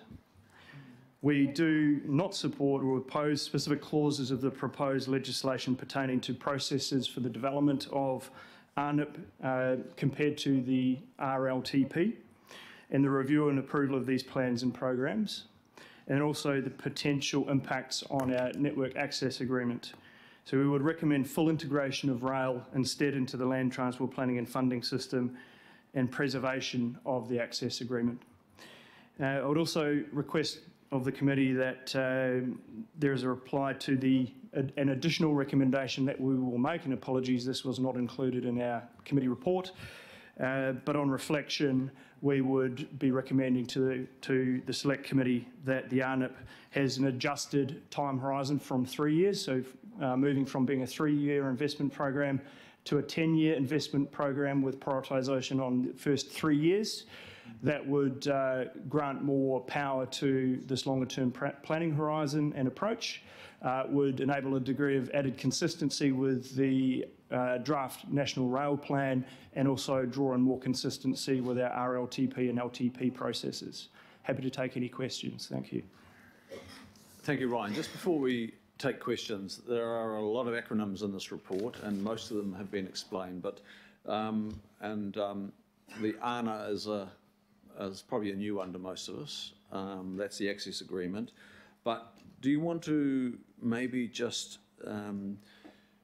the Rail Network Investment Program, this is an important one here, and just distinguishing, ATAP, RLTP, Auckland Transport Alignment Project, I should say, Regional Land Transport Plan, Regional Transport Committee, the Access Agreement, National Land Transport Program, etc. Do you want to just take us through some of those? Because I think we need to understand how all these plans mesh and fit. Just very briefly. Now that is quite a task, but I don't want to leave the members not understanding these plans and programs. Look, happy to, and I'll probably invite David to provide a broader picture, and then I can supplement that with some added discussion and clarification around how ARNIP, or the Rail Network Investment Program, would fit with that broader framework, particularly under the proposed partial integration framework. Thank you, Ryan. Through the chair. Yes. No, it's not. Thank you. Through the chair, I suppose if we're walking through the hierarchy of these plans, I think the first one to cover is the Auckland Transport Alignment Project, which in effect is a non-statutory plan. So in effect, that is a bunch of agencies through the Minister and the Mayor deciding on a program for Auckland over a longer period of time. And currently that is a 30-year horizon, but on the whole, the 10 years. But first thing to realise, it is a non-statutory plan, but rail is a part of that plan. Through Auckland Transport and the Board of Auckland Transport, which has the authority as the Regional Transport Committee for Auckland, there is the Regional a land transport plan for Auckland, which literally is a 10-year horizon plan which sets out the, I suppose, an investment program of transport for Auckland, and in effect is asking for joint funding from Auckland Council through that long-term plan and also through NZTA to get funding through the National Land Transport Fund. The new plan, which is the ARNIP, is the National Plan for Rail, primarily focused on heavy rail and KiwiRail's part of heavy rail. But because we own parts of the rail network on Volta, in effect, we are part of that plan. So that would be a national plan. At the moment, it's proposed to be looked at every 3 years. It is a 3-year horizon at the moment, which is quite a short horizon. But I suppose what some of the things to think about in terms of this submission and why there could be misalignment is the timing of these plans isn't running in exactly parallel. So in effect, the Regional Land Transport Plan, which would be led by Auckland Transport, with input from KiwiRail and Auckland Council and others, would be completed earlier than the ARNIP plan. So in effect, you could have a situation that wouldn't be attended, but the legislation doesn't address this specifically, that we finish the regional regional land transport plan. There's some differences of opinion with government, and the minister ultimately makes a decision to change the ARNIP plan, and then in effect would have a misalignment between those plans. So I suppose a lot of this submission is saying that ideally, on an on-principle basis, we would prefer rail to be treated the same as other modes of transport and currently go through the same sort of processes. So that's what it's about. So the big, I suppose, potential risk of this new bill is misalignment with government on key pieces of rail infrastructure which could affect Auckland. So, I mean, that's the essence of it, really. And I suppose, there has been discussion with the ministry on this. There has been a lot of confirmation that we'll work together and, we'd try to work around such things. But I suppose what we're saying on a principle basis is that you should always hope for the best, but plan for the worst. So at the moment, the current bill isn't so clear about what happens in terms of misalignments and how those are resolved and what it means for Auckland. So that's one of our key recommendations to the Select Committee, is that we move to a more integrated sort of option which would reduce the risk of misalignment. Thank you. Just a couple of questions first, and I'll go to other members. So, look, we're generally it's good to see the bill change the status quo, because that needed to be changed. We acknowledge that, and we are asking in our submission to go further, to have an alignment with the balance of the land transport network, full integration, as opposed to what the Ministry of Transport and the ministers, the plural, are proposing here, which is option 3, wasn't it? And 4 was full integration. Option 3, that's correct. That's partial integration. And so that's the thrust of our consideration here today, partial integration versus full integration as we have for the balance of the land transport system. Now, second part to that question, or second question really, is there are other significant submissions coming in. Local Government New Zealand are submitting on this. Oh no, I'll ask you, Luke, to outline Auckland Transport's separate submission, and because I think the committee needs to understand what is the rest of New Zealand saying. Do we know what the other big cities are saying? Wellington, which has got a big interest in rail, and also Christchurch, Local Government New Zealand, and then Luke, can we come to you for Auckland Transport?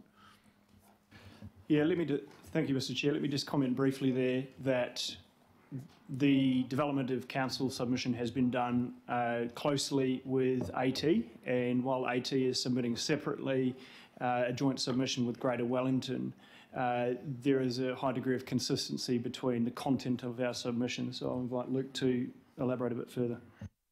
Firstly, can we take the Local Government New Zealand submission? I understand that they might be looking more towards full integration as well. My apologies, yes. So from what we've seen of that draft submission, there is, again, a great deal of consistency with our own, and in particular, they are quite firm in terms of recommending full integration as opposed to partial integration. for similar reasons. Thank you. And Luke for Auckland Transport. Tēnā koutou katoa. Thank you, Ryan.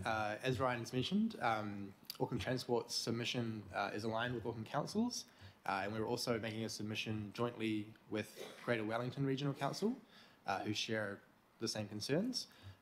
So in the same way that we have the Auckland Network Access Agreement with KiwiRail, Greater Wellington has their own agreement, which is essentially the same. So our two key concerns are firstly that integration with the regional land transport planning process that's been discussed, and as was mentioned, the preservation of the details of those network access agreements, which are what enable us to essentially hold KiwiRail to account for the performance of our services on their network. That's clear. Now we'll go to questions. Councillor Henderson, then Councillor Dalton, then Councillor Cashmore, please. Thank you, Mr. Chair. I actually have two questions, and this relates to the draft plan itself rather than the enabling bill. I actually gave feedback to the plan over summer. How is that feedback incorporated? Through the Chair. So thank you for the feedback. Yes, that was received. At this time, we have not had the opportunity to re-engage with the Ministry around the particular comments raised, which we would intend to do moving forward, particular to the draft National Rail Plan rather than to the bill itself. Thank you. And my second question just relates to what I think might be the most important point from my perspective. So I note the National Rail Plan does not include much on the port study. So given that any shift of port operations necessitates rail upgrades, and it's been suggested in the port study that an inland port may be looked at in the northwest, and such a move may impact residents on the Western Train Line, where does the National Rail Plan fit in with the port study work? Through the Chair, I think at this point it would probably be fair to say that the National Rail Plan probably couldn't comment too much on the port study, and we're aware of work underway, quite detailed work being run by the Ministry of Transport and Treasury investigating a range of different options for the port. So my suggestion would be it would be quite premature for particular details pertinent to a port option to be included in that plan. In future versions of the plan updates, I would expect some details to emerge. Thank you, Councillor Henderson. Councillor Dalton. Thank you, Chair. My question is for Luke Tinakwe. Luke, you said that Auckland Transport submission is aligned to Auckland Councils. Can you confirm that Auckland Transport is recommending full integration? Through the Chair, yes, we are. Thank you, Councillor Dalton. Councillor Cashmore. Thanks. I think the premise of this bill is welcomed by everybody because we haven't had a national investment program in rail, since Adam was a cowboy, and it's drastically overdue. But are we being courageous enough in talking about a 3-year focus and a 10-year funded? Should we be able to expend that given the actual capital cost and depreciation rate of rail and the lack of modern rail technology in this country as far as signal systems and replacing tracks? It's all stuff back based on 1950s compared to what is international best practice these days. So are we being ambitious enough is what I'm asking. Through the Chair. Thank you, Councillor. That's an excellent question, and I think there's probably two parts to the response. Part one would be that the National Rail Plan draft, albeit it has a primary 10-year focus, it also talks about future and emergent priorities, and we would expect over time as that evolves for more focus on what can we do down the track, pun intended I suppose, to really be elevated. And I would suggest that when we have certainly during the informal consultation process and particularly during the formal consultation process, we might take the opportunity to emphasise the need to be a little bit more bold and ambitious with our timeframes. The second response, or second part of the response, sorry, would be the discussion, that we've had to date have really been around from the perspective of KiwiRail around improving the state of repair of the current infrastructure, and we'd anticipate the first iteration or two of the network improvement program to focus on essentially raising the state of the current network rather than being particularly ambitious and bold outside of metropolitan regions, particularly ours and Wellington's. So again, we would expect to see the RNIP evolve into subsequent time periods. Mr. Chair, the reason I'm asking, in a few years' time, CRL lands at a potential doubling of the capacity of the network for the metro. And as we've seen when we've charged ahead with old infrastructure, with our half-owned new carriages and the frequency of units, the system falls over. And I'm really concerned that we are going to see a denigration of the infrastructure in the metro area because of our increasing use and KiwiRail's lack of finances to deliver a system that's actually capable of that use. And we've seen that happen in recent years as the network's expanded. So, thank you for the Chair. Look, I think that's a great point, and I suppose the positive thing to take out of here is there's an ongoing dialogue with the Ministry and KiwiRail when we develop these plans. So they're the sort of points that we could push through our discussions with them. I think another thing the big real sort of mind shift around the RNIP is it has moved away from the concept of KiwiRail being an organisation that's in managed decline. So I think moving away from that is a great positive step forward. And I think you did right that there's a lot of investment work to go in the future with these things coming online. And Councillor Coombe. Tēnā koe, Mr Chair. Kia ora koutou. Thank you for the work that's gone into this over the summer. It's more of a query and a comment and then a query that's more perhaps for the Chair. Just in terms of the substantive point of the submission, it is quite varied. It takes to get to sort of paragraph 19 before you can really find it. So there's a lot of the preamble, and without trying to get into the sort of drafting of it, I just wondered if we could just make our key points just very much more upfront, because it is quite technical and there's a lot of information to absorb, but just to try and find where we're saying what our key points are. And if I understood correctly, you made a comment that, Ryan, that there is probably a little bit more that needs to go into the submission around the length of the plan. Needs to be a longer timing window for the plan, in which case I just wondered, Mr Chair, if you've got enough coverage of your resolution, it's more than a minor amendment, because I just want to make sure you feel comfortable being able to finalise this and include everything that's being picked up today, because I hear that as more than a minor amendment and I don't want you to be kind of hamstrung. So just an observation about how the submission is coming together, but feel very confident with the work that is being done and that we're very much aligned on what feedback we need to give. So thank you for that.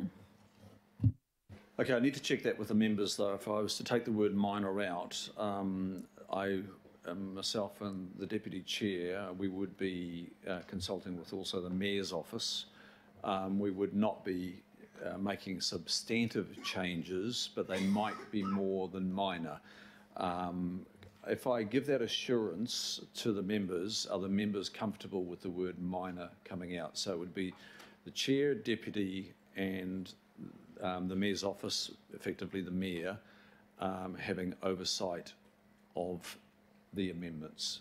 Are members comfortable with that? But the thrust is supporting full integration, not partial integration. But I do have a question. Can I just check, members? I'll ask, is that okay with the members? I'm getting nods yes, and then I'll Councillor Dalton. I'm just not quite so sure about that. I mean, I think it was actually a really good report. And submission, I think it's quite clear. It's big. There's a lot in there, so I thought that it was written quite well. I don't know that there are any major amendments that you're going to be making. Yeah. I think a lot of it is about the interpretation of minor, and maybe Councillor Coombe has an interpretation. I was just trying to resolve this quickly. But my feeling is we can probably deal with it under the wording as it is now. Can I just clarify, though, should our submission be strong in the direction of full integration without the backstop of partial integration, if you like, government, and tweak it this way, which is what we're saying here? So I guess it's more of a fundamental question. When I hear Local Government New Zealand, Auckland Transport with Greater Wellington, I'm not sure what Environment Canterbury's position is, you've got local government New Zealand and transport agencies all saying, this is fantastic government, but go the full distance on this now, go to full integration, don't go halfway house. So why would you want to give government an out by recommending some word tweaks in favour of partial integration when our real request is to go for full integration? Thank you, Mr. Chair. My view personally would be that we should draw a line in the sand and put forward the full integration option without the backstop. I would suggest that there are opportunities, should full integration not be adopted, to negotiate some of the more challenging provisions as we go, but that without the guarantees of appropriate legislation and framework, a planning framework above us. So my personal view would be that, yes, we do focus on full integration. I'll take a response from the Director of Strategy, but just before that, from AT's point of view, Luke? So in terms of our draft submission, which is yet to be approved by our board, we have not presented a backstop. We are just recommending full integration, and that's it. So no backstop from AT, you're bidding for full integration?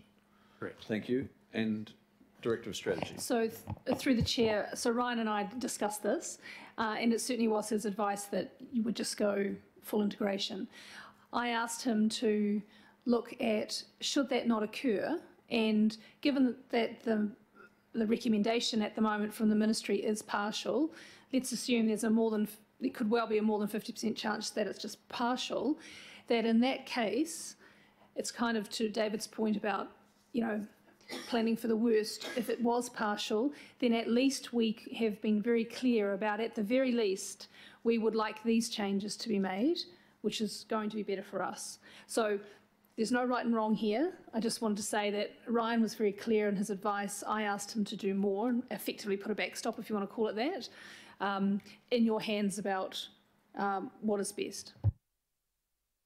Okay, so we need to remember, members, this is not finalised until we vote on it. So I need to have your feedback. We've heard from our transport infrastructure team. We've heard that that Auckland Transport with Greater Wellington is bidding for full integration. Am I hearing support for going the full distance and bidding for full integration? Yes. Yes? Are there contrary views that is going for a backstop? In addition to full integration? Yes, so through the chair, I'm not suggesting we don't go full integration. All I'm saying is that we're just assisting the drafters in the ministry to say, in case you don't agree with us, we believe there are key things for us that you should change. That's all. I think we should focus for full as well. This is just and we're helping you draft it if you don't do what we ask. Right. Councillor Cooper? Thank you. So, in summary, there is a determination to go for full integration and put little weight on the backstop words. Is that correct? Okay. And look, we'll check this. Councillor Bartley and myself will check it with the Mayor's office, Mayor, before it goes out. Anything else to add here, members? It is moved and seconded, so people can speak to it. Councillor To a point Casey? you raised at the beginning, Mr. Chairman, with regard to the number of acronyms, could we just have in our submission, can you just list them at the back and see what they are? Thank you. Councillor Watson. Thank you, Mr. Chair. I mean, just to emphasise the point there in terms of the issue that Councillor Dalton raised, the words minor amendments are remaining there, as is the usual custom. So just to ensure that in fact is the understanding. Yep. Yeah, we covered that, and we'll just sit with that wording as it is. That's fine. And then taking into account the feedback here today. Okay, thank you. Look, it would be unfair of us to suggest that this is not a worthy bill. It is a big advance from where we have been for decades.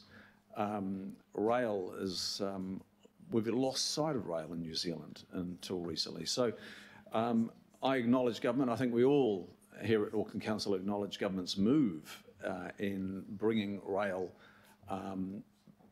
back and looking at long-term planning, long-term funding mechanisms. That excites us. I'm sure provincial New Zealand as well. Probably provincial New Zealand particularly, but here in Auckland we also do need to see the rise of rail. So please, it is by no means a negating of what government are proposing here. It's a significant enhancement that we're offering government in the submission that ourselves, Auckland Council, Auckland Transport, Greater Wellington, and I'm hearing Local Government New Zealand are offering. So with that, it is moved by myself and Councillor Bartley as a second. Can I put it to the vote? All those in favour say aye. Aye. Contrary, no. Declare that carried. Ryan, in particular, thank you for your work. Luke, for Auckland Transport, thank you. David, managing the team, thank you. We hope that you get to see your beach towel now.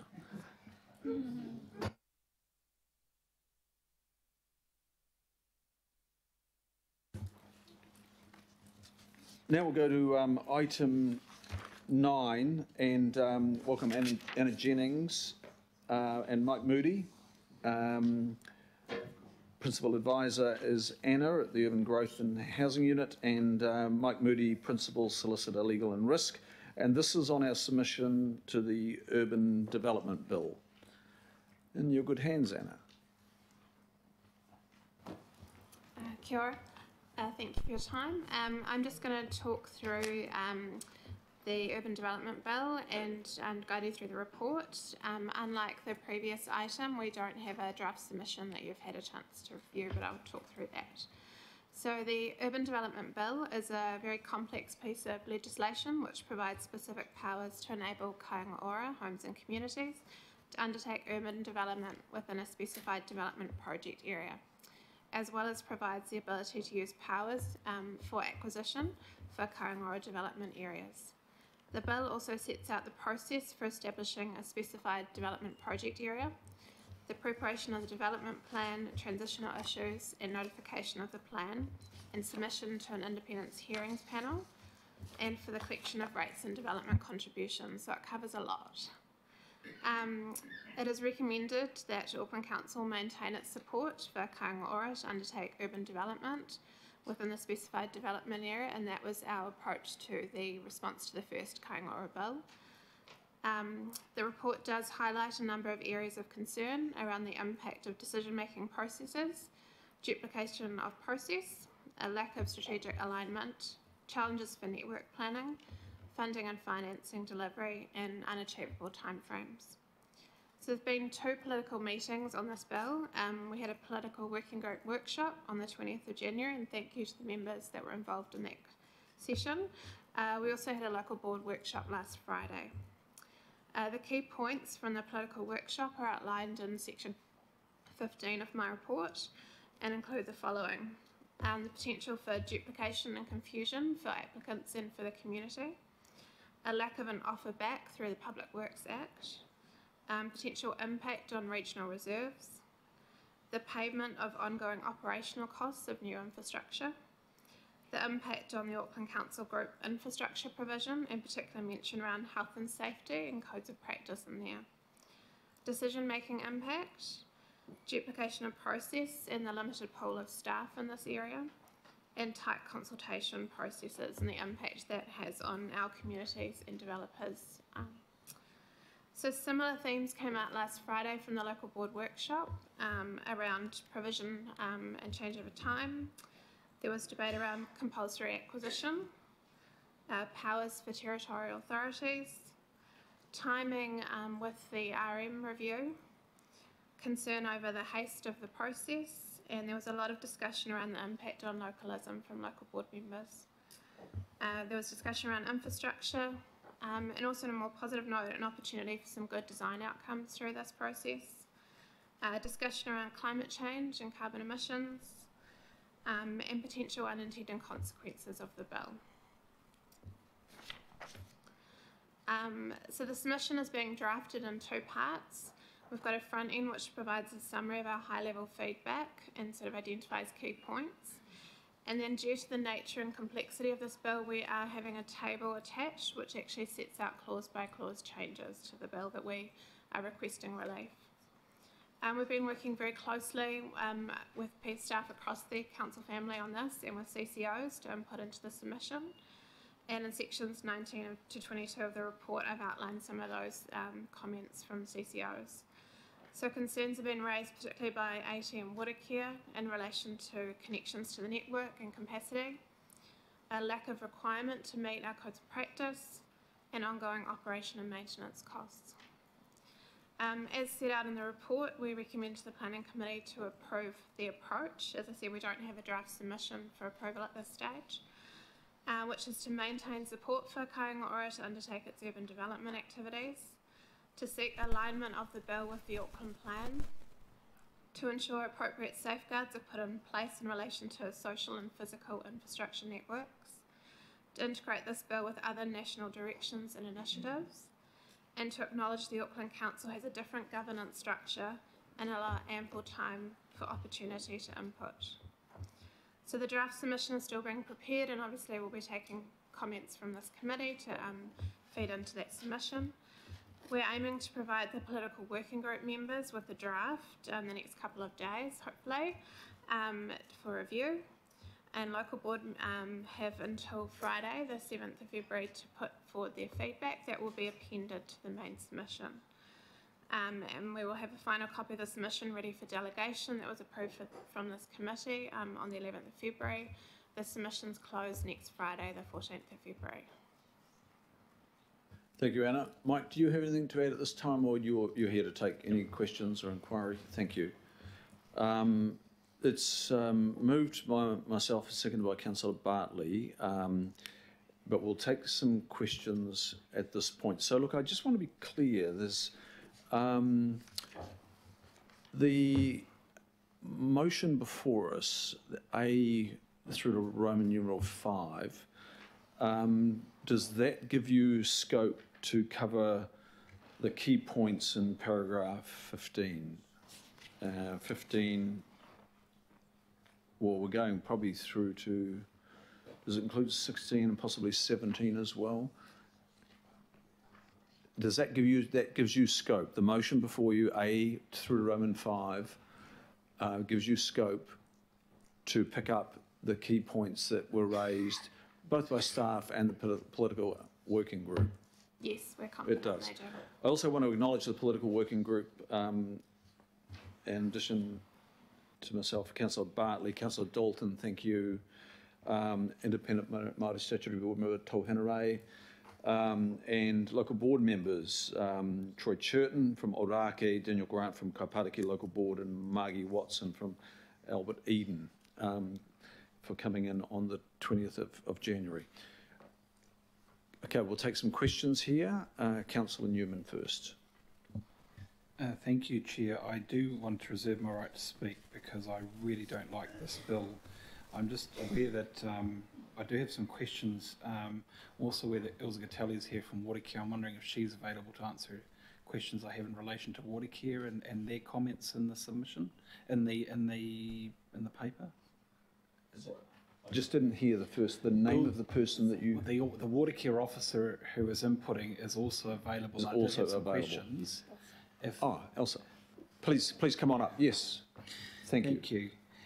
So the first thing that I really wanted to tease out, and I agree with all of the concerns that have been raised to date, at para 21, it deals with a number of the concerns raised by Watercare, and I wondered if the officer could comment on the requirement for the standard of assets vested from developments not driven by Watercare, but which then become part of the vested assets of Watercare, and the apparent lack of clarity around the standards.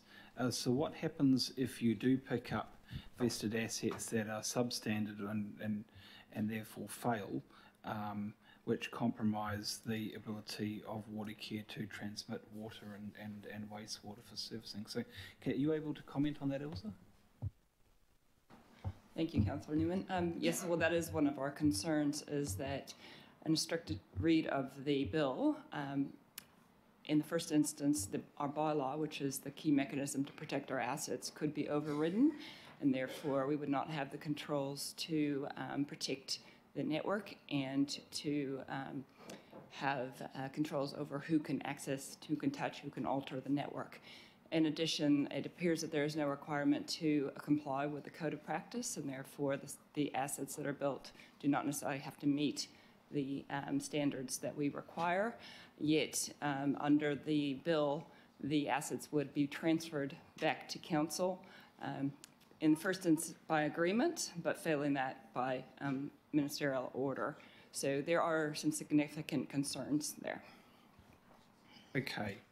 So it seems like there's a potential cost liability that ultimately falls back on the ratepayers, as well as the concern around the failure of assets. Watercare operates in compliance with its network discharge consents.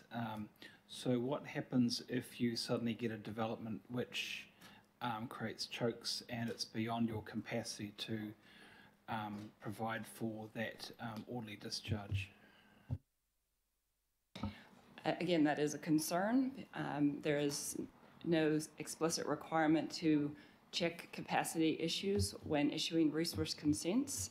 So there is a concern whether there would be a reasonable input into what would be the net adverse effects on the network, and then potential implications for our network discharge consent requirements downstream. So there would essentially be a requirement on Watercare to ensure upgrades happen outside the development area to cater for that development, even if there is not appropriate consultation. And how, just with respect to water, how do you get around the potential for finite capacity being effectively absorbed by a development that wasn't forecast for by Watercare at the time of the development of your asset management plan? How do you address the consequences of that capacity being taken by Kainga Ora development, and therefore you didn't have something that you didn't have capacity that you had previously forecast? I think that is always a challenge with any developments, particularly intensive infill developments. My understanding is there is a significant consultation process with stakeholders at the front end of that, and so we would need to be cognizant of that and ensure that we take that into account as the planning processes. But we do share your concerns on that point. One final question, Chair. It's actually maybe to the lawyer. Hello. Can you just talk me through the designations process and how the designations process applies in relation to these developments? Because I'm quite unclear as to what our input would be. I mean, it seems like this state thing can just basically go and pass a designation for its developments, and effectively we will just stand back and hope. So can you clarify whether I'm correct or I'm wrong and there's a different process here? I think you're correct. The designation process as drafted in the bill isn't as clear or transparent as it could be, and that is a point that we've identified as part of our submission in the technical details. There is potential for Kainga Ora to override existing designations with its own, and for its designations to trump other existing designations, and that is a matter of concern. Can you clarify, is it your understanding that the policy writers who are providing advice on that, do they understand that is that a deliberate policy intent, or are they just unaware of the consequences of this process? I don't know the answer to that. You'd hope that they'd understand the consequences, but I really don't know. Good last question. Thank you. Councillor Dalton, please. Thank you, Chair. It's incredibly complex, isn't it? And the working group did discuss the things that Councillor Newman's just mentioned, so I have two questions. The approach, for Anna first of all, the approach that we're taking under A.1, the partnership approach, local government includes the CCOs, does it? I'm just looking for that unified approach in our submission. So my second question to Watercare is, will you be going into the detail, such as the questions that Councillor Newman has raised, because it could go on forever, because it seems to me this is there's so many unintended consequences from what is perhaps a well-intentioned approach to provide housing, and it's really complex and complicated. So are you going to go through that detail? Because I too have the question around the awareness and knowledge of the developers of this bill of Auckland. Yes, as Anna mentioned, there's a detailed table, and so we are trying to feed into it on a clause-by-clause basis and point out the potential consequences of some of those interesting provisions. Just a supplementary, Chair, and my assumption is that Auckland Transport will be doing the same. Yes, that's correct, and we do have a representative from Auckland Transport if there's any questions as well. Sorry, yes, Auckland Transport are providing clause-by-clause feedback on it, and we do have a representative here from Auckland Transport if there are any questions.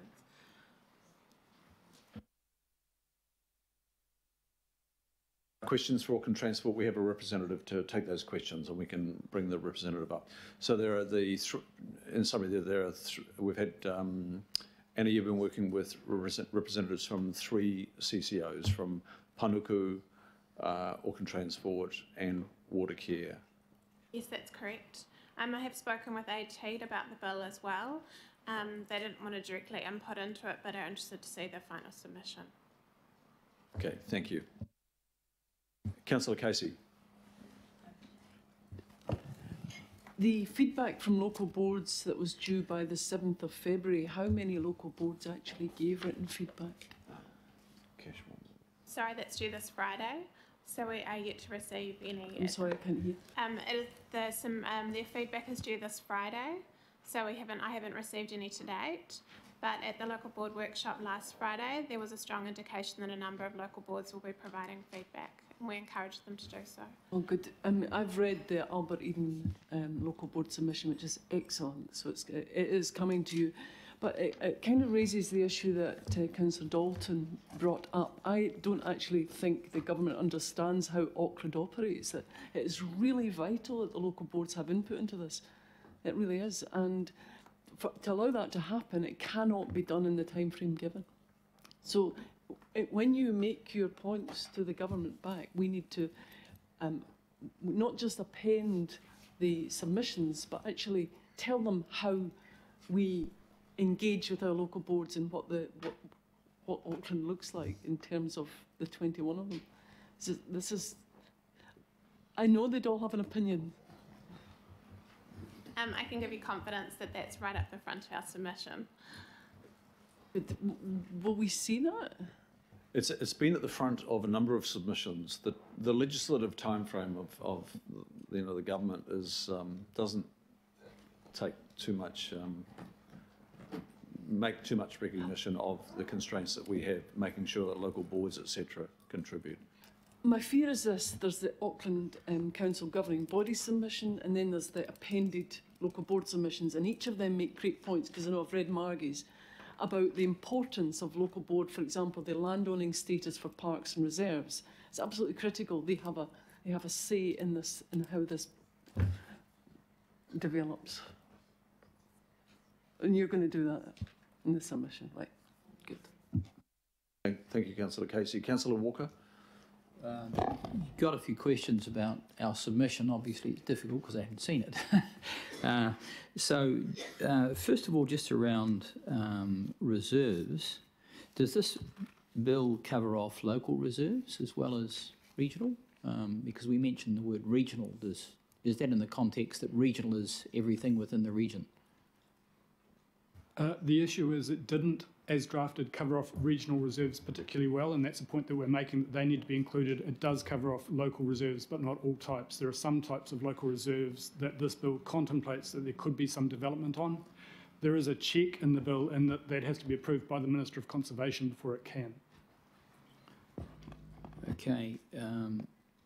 The other question I've got, and it really just goes to, I think, the comments that Councillor Casey made around the necessity for the ministers and the like to understand Auckland's circumstances. are we going to be covering off the very disintegrated circumstance we have now? For example, we've got all the transport business, we've got ATAP, and now we've got rail, and in respect of transport planning, we've got the Regional Land Transport Plan, which is an us, it's Auckland Transport, and I mean, I could just go on. It's an absolute mess. And this effectively adds further complication and shifts everything away from people. Are we spelling that out so that they've got some comprehension and giving examples? Yes, we are covering off the complexity, not only in the way that we operate in Auckland, but also with the number of legislation that are been coming through as well, and the need for consistency across those. So yes, that will be covered off. And just further to that, I mean, are we also emphasising the special geographic characteristics around Auckland, the volcanic cones, the view shafts that go to that, the relationship of those things with our Māori history, culture, Auckland setting, just how all these things tie in, and the planning process that's developed around those things over what amounts to decades? We're going to be emphasising all of that. We certainly talk strongly about alignment with the Auckland Plan and the Auckland Unitary Plan as well, which takes a number of those factors into account. And will we also be emphasising, you know, the transport network, for example, as being a strategic asset, and the requirements we've got around consultation and engagement that go to that, so they have some understanding around that as it goes to the Auckland Council legislation? Did you want to add? Sorry, I just invite Brian up from A2 if he wants to speak to that.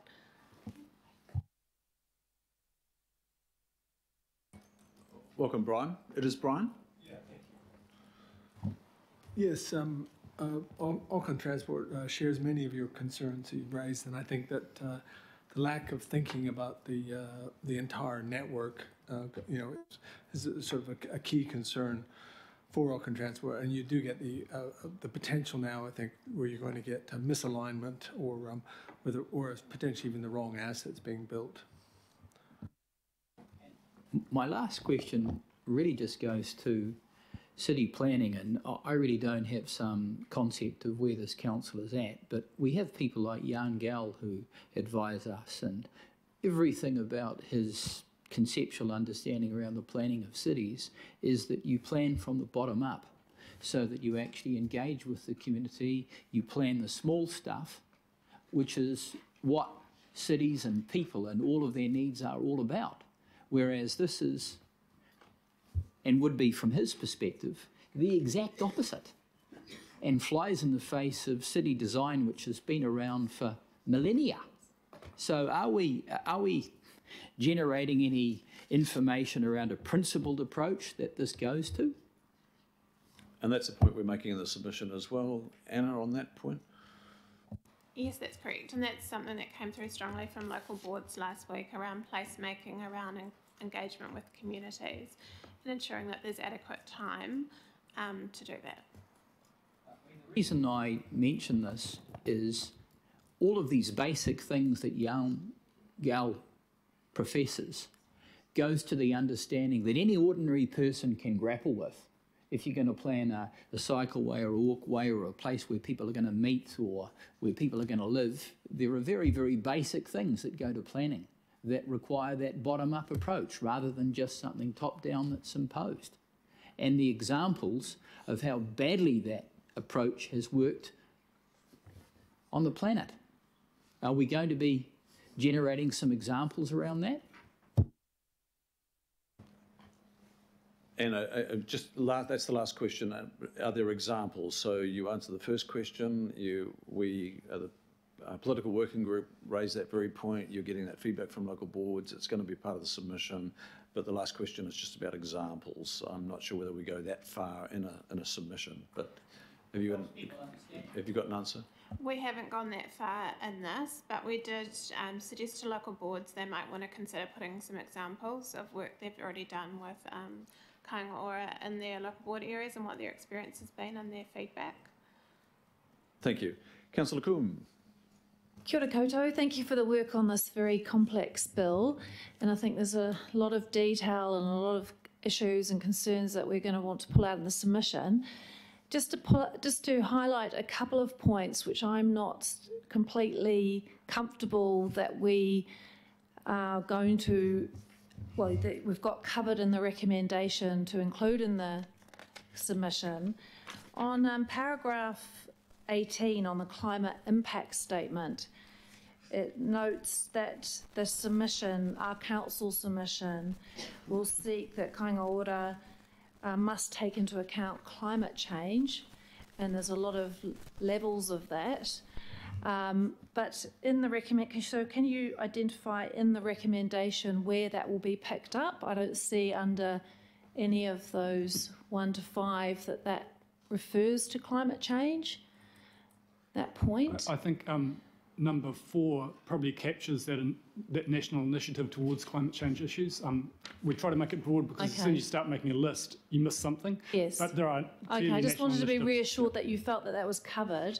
And just to highlight another one, on paragraph 15I, it talks about the very tight timeframes, which I know that is a local board issue that Councillor Casey has mentioned as well, and that's going to come through very strongly, that it is incredibly tight. I think it's just the 10-day timeframe that local authorities have to give feedback. So are you feeling comfortable that that's covered as well as a point? Yeah, I think that's covered by 5. The unique nature of Auckland, our establishing legislation means that when you as governing body make a decision about regulatory matters, so something like a proposal from Kāinga Ora, you have to have regard to the views and preferences of local boards, so that time has to be built in for those views and preferences to be provided and considered. So we have identified that particularly Kia ora, okay, and well, pointed back to the legislation that Parliament used to create this organisation. Okay, thank you for that reassurance. I can't help the lawyer in me just wanting to know that we've got the ability to make a really robust submission and to cover a multitude of points. Thank you, Mr. Chair. So add, in terms of the recognition and need to address climate change and low emission environments that are created here, the political working group also discussed this, these extreme powers held by 2 ministers. And then there's the Minister of Conservation, and her powers are only limited to just the scope of reserves. But the suggestion was, I think it was Member Tau Henare, suggested that there should be decision-making, joint decision-making that included the Minister of Treaty of Waitangi negotiations. And I also said, well, the place of the Minister of Climate Change is critically important here too, and the shaping of new communities. So our submission, I think, Anna, will be submitting in favour of lesser power with just 2 ministers, the Minister of Housing and Finance, was it? Was it Housing and Finance? That's at the early establishment stage. At the final stage, it's just the responsible minister, whoever the responsible minister for this bill is, probably the Minister of Housing, but it could be any. That's right. 2 in the beginning and 1 later. So suggesting that it be broadened, because there's quite a lot of clout in one minister's hands here at that stage. Councillor Henderson. Thank you, Mr. Chair. Just a very quick question. Where does this proposed bill sit with the Waitakere Ranges Heritage Area Act? There is specific provision in the act, in the bill to recognise that act. So it's been cut out and recognised in the bill. It's identified as a particular matter of consideration. Sorry, just to clarify. And you can't be inconsistent with it. You can't be inconsistent with it. Okay, great. Yep. Fantastic. Thanks. Deputy Mayor Cashmore. Mr. Chair, if everything goes well, this could be a wonderful provision for extra housing. Something goes wrong, it could be an absolute disaster. You turn the tap, no water comes out, there's no bust, no footpath, nothing else. So it is riddled with risk. My question is about the New Zealand Anchor approach, as it so often is. Are we going to be talking with LGNZ and the other growth cities, towns in the country, so we have a unified approach on this? Because I imagine our submission will probably be more sophisticated than some of the others. Yes, we are talking with LGNZ and Slogum, and Penny's reached out to the other growth councils as well. Thank you. Councillor Fletcher. Oh, thank you. And others have come to some of the specific questions that I had. But my question is to Megan. Megan, this, as I read it, is actually quite a major, potentially it's got a real attack on the integrity that underpins local government and the autonomy that, while we're a creature of statute, that local government have enjoyed in the past. Could you point to any other examples of this kind in relatively recent years that could be called on in terms of precedent for a change in such a way that is actually removing, as I read it, the ability for Auckland to, as others, they call for in the submission to align it to the Auckland plan. But this really is an attack on the integrity of the planning capabilities of the council, and I'd like to know what precedents there are for this in recent local government history. Through the chair, I probably won't make a comment about, whether it's attack or anything like that. But in terms, in the last probably 10 to 15 years, if I just think of the Resource Management Act, there have been a number of changes over time where certain various governments have sought to take powers away or to ensure that councils don't do certain things like perhaps constrain growth. One example was about general tree protection, and you'll remember over the last decade or so there's been a number of changes that have wound back councils' abilities to manage trees more generally in its areas. So, and even the Local Government Act, there was a period where the kind of 4 well-beings were removed and they've been put back in. So if I think broadly then, this is, there are times and in situations where governments try to take powers away or try and direct councils in certain areas. And so I think it can be pulled into that kind of idea. I'm not thinking immediately of an act in a particular area that in the urban development area beyond the RMA where this has been done, but I'm happy if anybody else at the table has thought of something I haven't, but I hope that's helpful. That is helpful, Megan, and I would agree that it's probably the RMA that is the only one that I could think of. But I just wonder whether that could be incorporated, because while you talk about urban tree protection, I really don't want these observations or comments that I'm making to be seen as partisan, because I can see ministers from all sides of the House that I really wouldn't want in charge of Auckland, quite frankly. But I just wonder whether there is the ability to incorporate something within the submission to highlight the fact that we have seen nothing on the scale of potential change that this would achieve since the RMA, and to proceed cautiously, because this, it is, as the Deputy Mayor said, it could go awfully well or it could be a complete and utter disaster. So I would like the language to be sufficiently strong that it does urge caution. Could I have the sort of confidence of knowing that the working party overseen by yourself, Megan, will take that into account, because I think this is a very risky piece of legislation for Auckland. Well, as chair and on the political working group with the others, we'll definitely take that into account. Plus, thank you. Now, further questions, Councillor Hills. Cool. Thank you, Chair. Just a quick question/comment.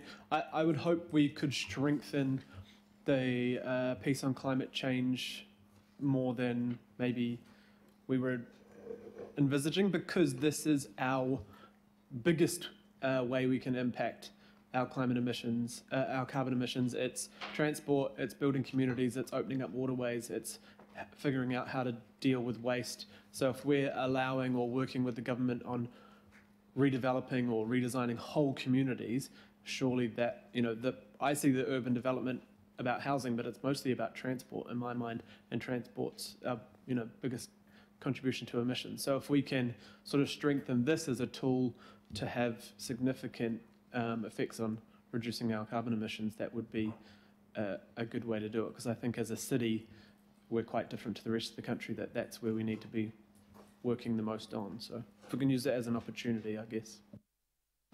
Thank you for that, Councillor Hills. I guess one of the points we are stressing is that alignment with the Auckland Plan and the Auckland Unitary Plan, which advocates for that compact quality urban form, so that we are actually building along our rapid transit networks and where our bulk infrastructure is, and ensuring that communities are walkable, people have access to work and jobs and things like that. So that is one of the ways we are stressing that point. Thank you. Good point, Councillor Hills. So we've got the climate action framework in draft. We're not too far off. We've got a lot of support for it. So can we just make sure is there a place to reference that? I should pose the question. Is there a place to reference that? Is that what you're also asking, Councillor Hills? Yeah, I guess so. Even if you would use the opportunity just to reference the draft or the findings or something, because it won't be in official form, I guess, at that point, but very big support for us to go further from the submissions in that, so maybe a way to incorporate that somehow. Yeah, happy to do that. Now, another question, Councillor Walker? It's not a question around the submission directly, but it's a broader question. Quite obviously, decisions are going to be made by government. I'd suggest most Aucklanders are comparatively unaware of what is happening here. I regard it as an assault on democracy and good planning. In which case, what's our campaign? Are we going to be having a meeting with ministers? Are we going to be taking out any advertising or like? Are we going to be telling people in our Auckland what's going on? Or are we just going to kind of wait till the bus runs over us? What are we doing here? And I'm not expecting a question from the officers, Mr. Chair, but I'm directing that to you, and I'm mindful that we've got a tight time frame here. And I'm also mindful that I'd suggest there's a lot of support from a lot of other councils and local government New Zealand, as we understand. Thanks. I'll go to the Chief of Strategy for a reply there, please. Through you, Mr. Chair, look, I think it's important to remember that both as a council, both previous council and this one, and this is why we're bringing it to you, is that we are actually supporting the ability for Kāinga Ora to A, to be developed, and B, to work as an urban development authority under this bill. So bottom line, just make sure everyone understands, we are supporting the ability for Kāinga Ora to be set up and to do this kind of role. However, having said all of that and all of the questions and comments thus far, there are a number of areas where we are concerned about, more particularly for our communities, but sometimes for our council role itself, but the impact on our communities in the way that this could go if all of the powers were undertaken. So that's the attitude we're coming with based on direction from yourselves. So I just want to make that really clear, but I'm happy to have any further comments about that. So we're focusing on making it right for our communities as much as possible, but still supporting these urban development authorities. Can I just raise something around that? Because this has been discussed over some years. And yes, we are supportive of a number of the things that this enables us to do. But in the past, we've said that we'd like to be able to do that ourselves, not have it imposed on us. And I don't think that we're giving a clear indication around that. We have said that we need integrated development in some areas, particularly brownfield areas, and we need some tools. And obviously there are tools that are here, but we're not going to be in control of these tools. And more to the point, the implementation of those tools, they're being imposed on us. And that's the clear difference. Okay. So look, and a lot of those points that you're raising have been picked up by the political working group. They'll be reflected in the submission. And in terms of ongoing dialogue with communities, that's something for us to discuss as a council. Good points. But let's remember that this council did support the establishment of Kāinga Ora, It has signalled its support for the establishment of the Urban Development Agency part there in the special project area or the development project areas. I think now's the time to continue expressing that support, and then we've got some caveats, and through those caveats, the submission points, we are deliberately trying to polish this bill up. And if government and the agencies, respective agencies, government listen to us, we could get a very good outcome here. Yes, we've got concerns, and that's what this process is all about. That's what the Select Committee process is all about. I guess I'm just saying that I'm having difficulty recollecting where we've given holus bolus support to all of this. In principle, I support some things, but... We don't have motions that say that we give holus bolus support. We always knew that the legislation was in two parts. We supported the first part. We signalled support for the Development Agency. We'll go back to the Director of Strategy to take us through the chronological order. Because I accept that it's been some time and we're coming back from summer and we just need to refresh. But we did express support for the establishment of Kāinga Ora and the agency to follow it for the specified development areas. Through the chair, that's right, and that was the first bill that came in last year, and there was a similar, well, a submission on that, which was much simpler because it was basically about just setting up Kāinga Ora, which is far more administrative than this bill. So this is where we were always going to focus our energies. We also remember we've had a joint working agreement, a work program with central government for 18 months or so now that the Mayor and Deputy Mayor have signed off along with the ministers. So again, this is part of our continued desire to work in partnership where possible and certainly in alignment with government. But we do have caveats about this bill, and that is what we want to ensure they're very clear of, and we can assist them in drafting this bill better when it becomes an act. Mayor Goff. Thank you very much, Mr. Chairman. I think Megan's just summarised the situation pretty well. This will work if there is a commitment to partnership. It won't work if you have either a government or a minister that's rogue and thinks that they know best for what's good for Auckland and ignore the approaches and the recommendations that we make around any specific specified development area. My question really to Anna is this. This submission is consistent with what we've discussed through the period of looking at this bill, but because it's a set of recommendations, it's not the actual submission. What I don't have a clear enough idea of is how specific are the changes that you are recommending to the legislation.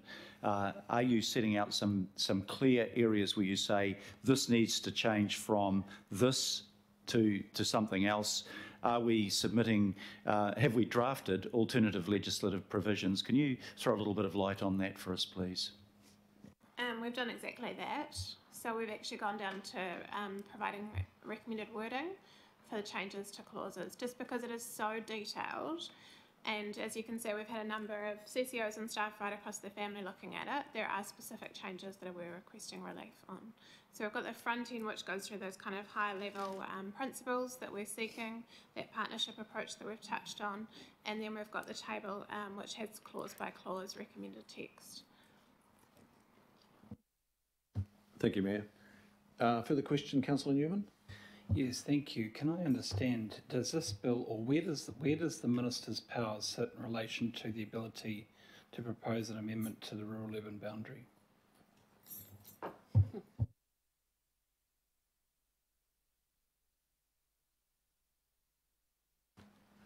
I don't know the answer to that off the top of my head, but one of the key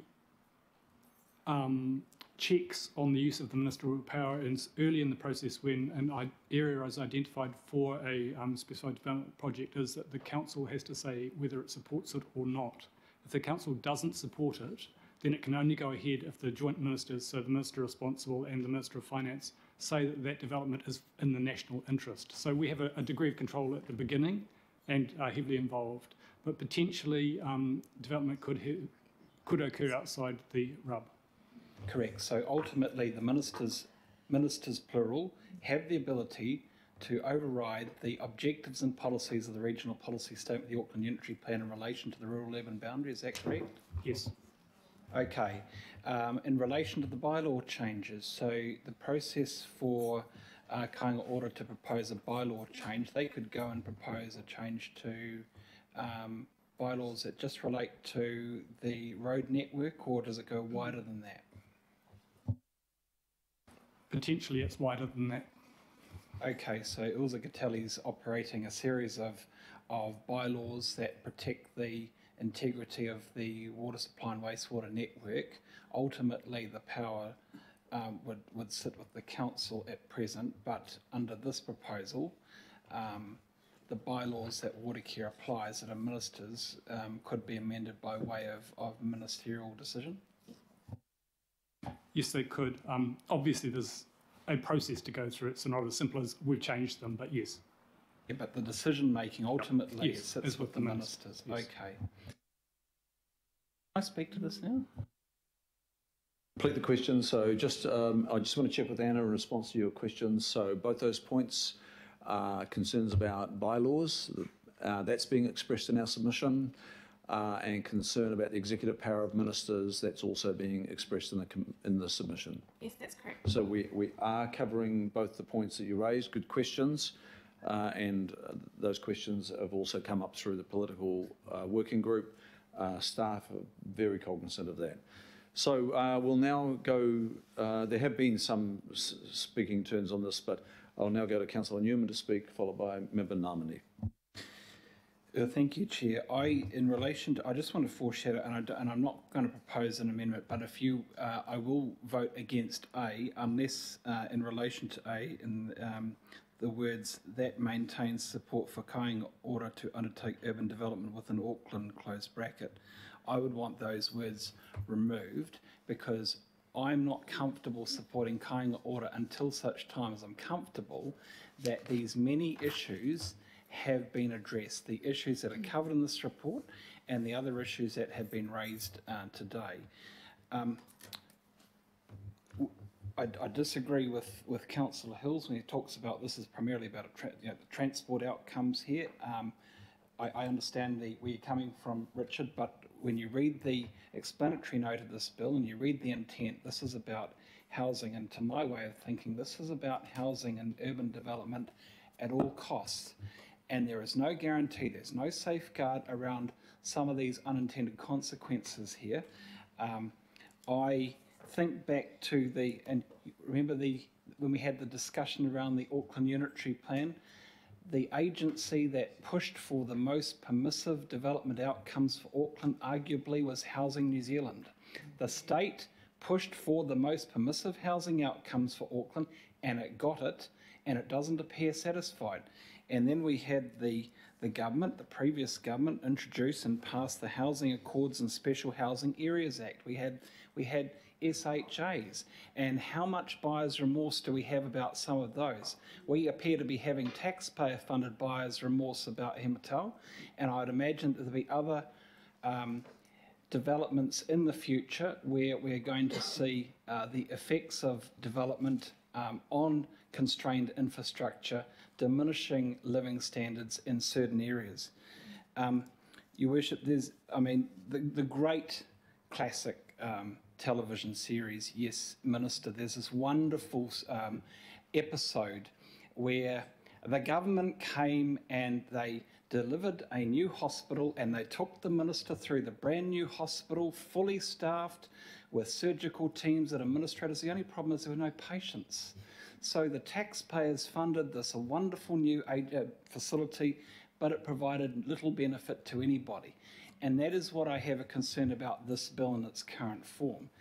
We have issues around designations, we have issues around vested assets, we have issues around planning controls, the lack of planning controls. And when you look at all of those things, you get to the point where you say, well, the state's trying to give itself power, the ministers are trying to give themselves power to develop or to redevelop, But actually, they don't do that very well. They've never done it before, and this is their first go. And so they're taking all the powers that they consider are necessary. But actually, I don't think that the policy writers, and certainly don't believe that the ministers who have written this prescription, actually have any idea as to what the consequences, intended or otherwise, will be. And I certainly don't believe that there is a safeguard for the ratepayers of Auckland, and I'm certainly concerned about the network discharge consent that Watercare has to operate in accordance with, how the network applies in relation to Auckland Transport. I don't have confidence in this. So, Mr Chair, I am recognising that we supported the establishment of Kāinga Ora, and yes, we did, but that was support that was acknowledged whilst knowing that the devil was going to be coming and the devil starts to flush out in this bill. I wouldn't support A until such time as I am more confident that we have a bill that provides safeguard for Aucklanders, which is covered off in the submissions. But until such time as I see a bill that reflects that, I don't support. Thank you. Member Namani, please. Kia ora, koutou.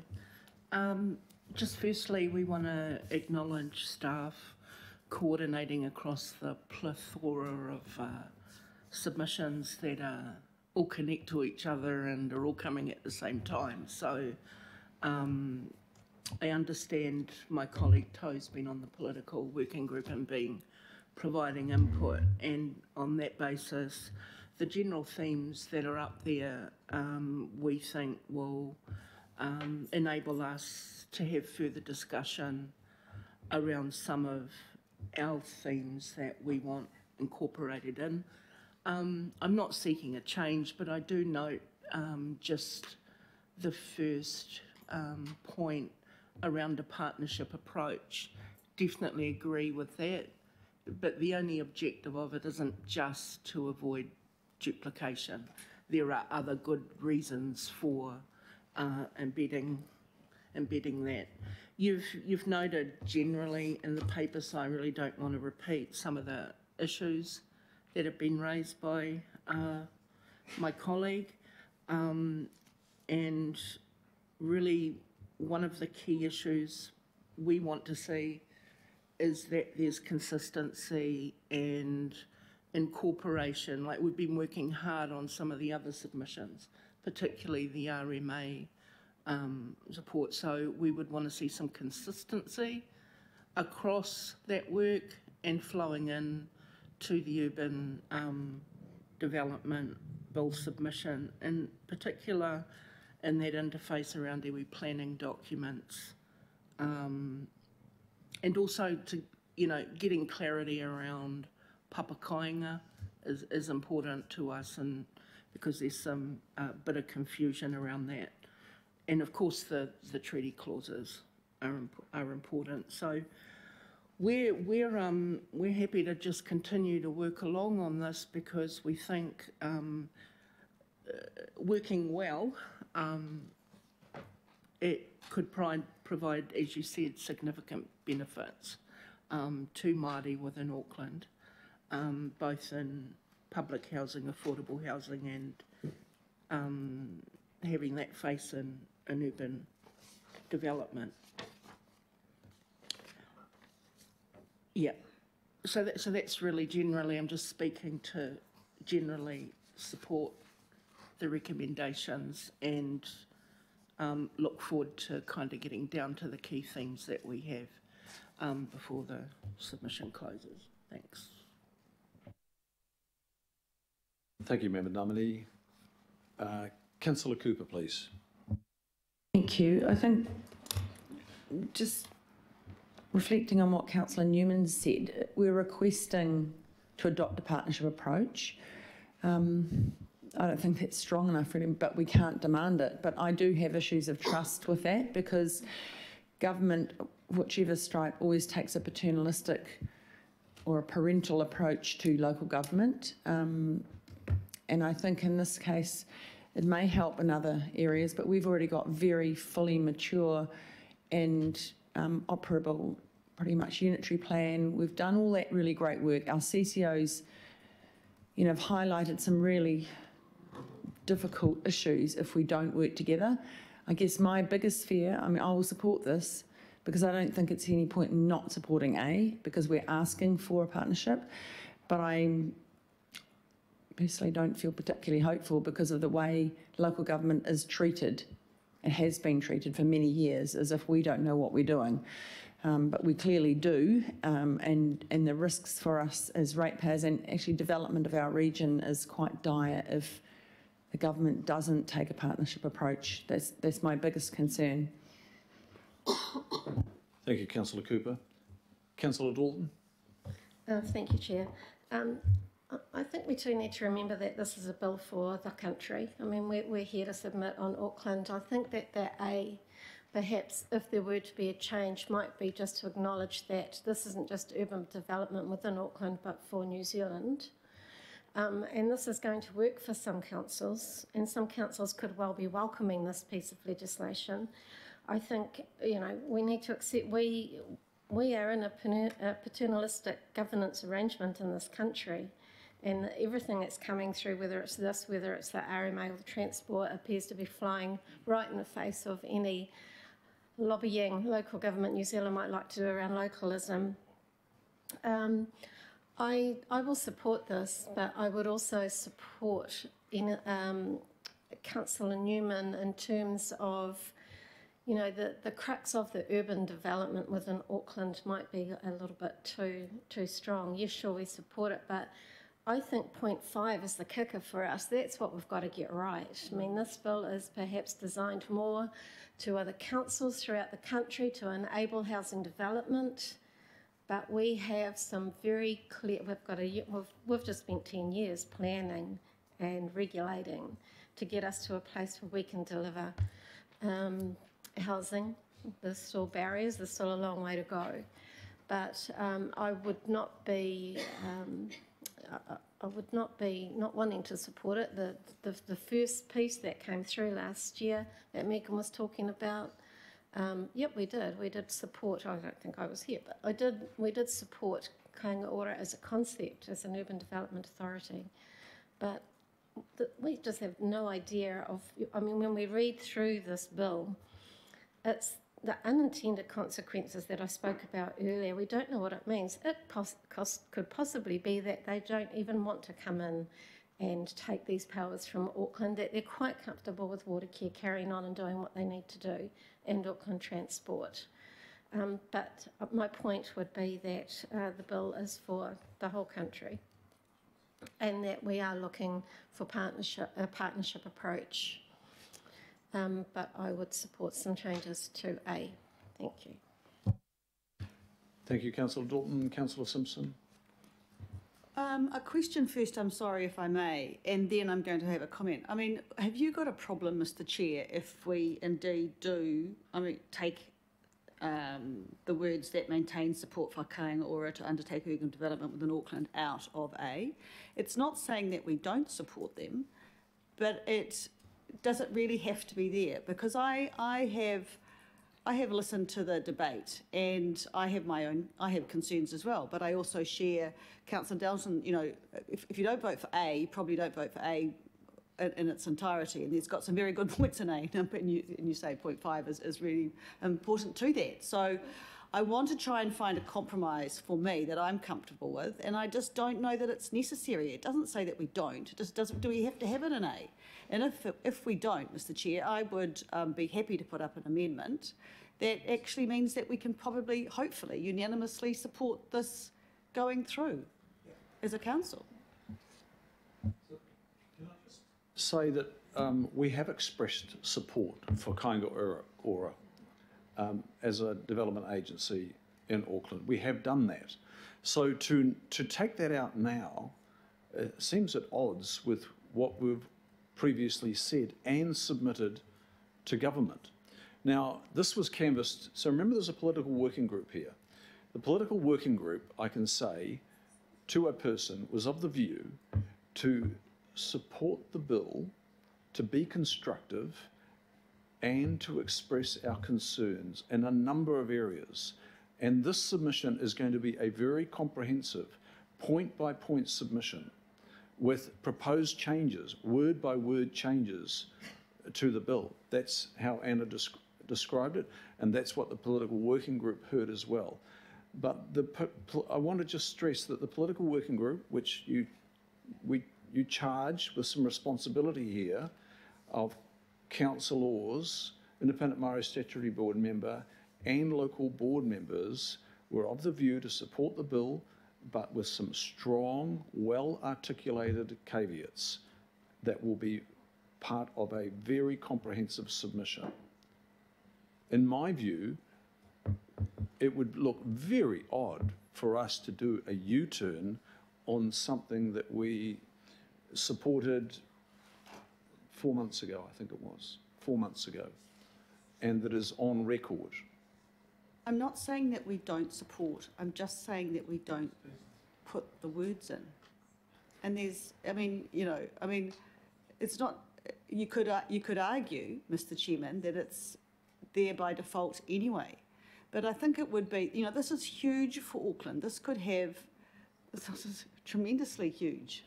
And it would be really nice for council to be unanimous around this. And if that's the bit that takes it to happen, what's the worry, what's the concern? I've heard you the second time, thank you, that's good. But you've heard my response as a member of the political working group, but I will take the Chief of Strategy's input at this point too. Oh, look, of course, it's your decision, but I guess I just come down to the fact that the submission itself is going to support it, subject to, and there'll be probably 100 more odd pages of subject tos. So you can take the wording out of a resolution here, but the reality is it's going to be all the way through the submission. So I understand your point, and it's your call, but I'm not sure it's a particularly useful kind of distinction to make. But I get it. I know, yeah. Councillor Bartley. You no call to speak. Thank you. Councillor Watson. Thank you, Mr. Chair. I think a useful point that was made is really in the wording of the resolution is to somehow capture the concerns that people are bringing to our attention here. And I would suggest that those concerns are fairly widely shared. I mean, Councillor Newman did point to our previous experience, with the government, with the SHAs, where we devoted a massive amount of resource, made some disastrous decisions ourselves in the relation of Ihamatau. In other areas of Auckland, all we served to do was, by cooperation in that process, which we faced a similar challenge there of, what can you do about it? You just have to accept it. In parts of my ward, all it did was escalate the price of the land. So it had the exact converse effect than that supposedly intended, where land was getting flicked on at exorbitant profits to a various succession of developers. And similarly with some of the permissive natures of the unitary plan that he also referred to. So what I would suggest, Mr. Chair, that I think perhaps a compromise that might encapsulate all the concerns, both yours is to be seen not to be doing a U-turn, and other people just to be making explicit some of the very real concerns that have raised, that conceivably, if we inserted the word conditional before support, I mean, which I don't think is at odds with what anyone said. So the support is conditional. We've said that on these things being addressed in some shape or form. The alternative is just to go in with the word support and, oh yes, but we would request these other things as well. To me, that doesn't quite capture the nature of the concerns that people are raising before us here. So if we had something like approved approach to the Auckland Council submission on the Urban Development Bill that maintains conditional support Kāinga Ora to undertake urban development, requesting that the bill be amended too. So that doesn't take away the notion of support. It does capture Councillor Newman and Councillor Simpson's concerns that this isn't carte blanche, that even though we use the word support throughout, that we've got some very real concerns here that we want addressed, rather than saying, yeah, we support it, but by the way, can you please deal with these various issues here? So I guess what I'm saying, Mr. Chair, is the insertion of that word, I think, makes it clearer that that we have got concerns. We articulate those concerns. We maintain the support for the for the notion of increased development at a faster space as a whole, but we safeguard our position somewhat. Okay, I'm hearing that. I'm hearing other viewpoints as well. I think we could tweak the words in that first paragraph, in the A itself. And I think we need to have the word, rather than just making the requests, is using the word, the expression of concern, and possibly, I think your other suggestion was conditional, but I'll just check with the staff. The staff are going to work on something now, okay? So this is a little bit organic here, and I'm probably breaking the standing orders, but I'd like to resolve this, so I'll carry on with Councillor Henderson, please. Thank you, Mr. Chair. And if I may offer another slight attempt at compromise too. I note under B that this is due to be signed off by delegated authority, and we've discussed a lot of concerns here. I'm wondering if there might be some mechanism so our colleagues here can input into the submission before it's signed off, perhaps through email. And particularly given the local board feedback is due on Friday, and my personal view on some points around this bill will be probably informed by those local board submissions, and that'll help me decide my viewpoints. Okay, that was another point I was going to make as well, and just check. The delegated authority from 5 December, Anna, can you just remind us of the powers of those that delegated that authority? We're going to take this back to the political working group, or at least we're going to distribute it to the political working group. I can't see any reason why it can't be also distributed to all the members of this committee. I know time frame is pretty tight. Can you remind us of the delegated authority, and we're going to distribute to the political working group. Is there any reason why it can't be distributed to all the members, mayor councillors and independent Maori statutory board members of this committee? So the delegation is to the chair and deputy of this committee, and the independent Maori statutory board member, which was Tohina Ray, who sat on the political working group for sign-off. We are intending to get that early draft through the political working group because we didn't have the opportunity to have a second political working group in the timeframes.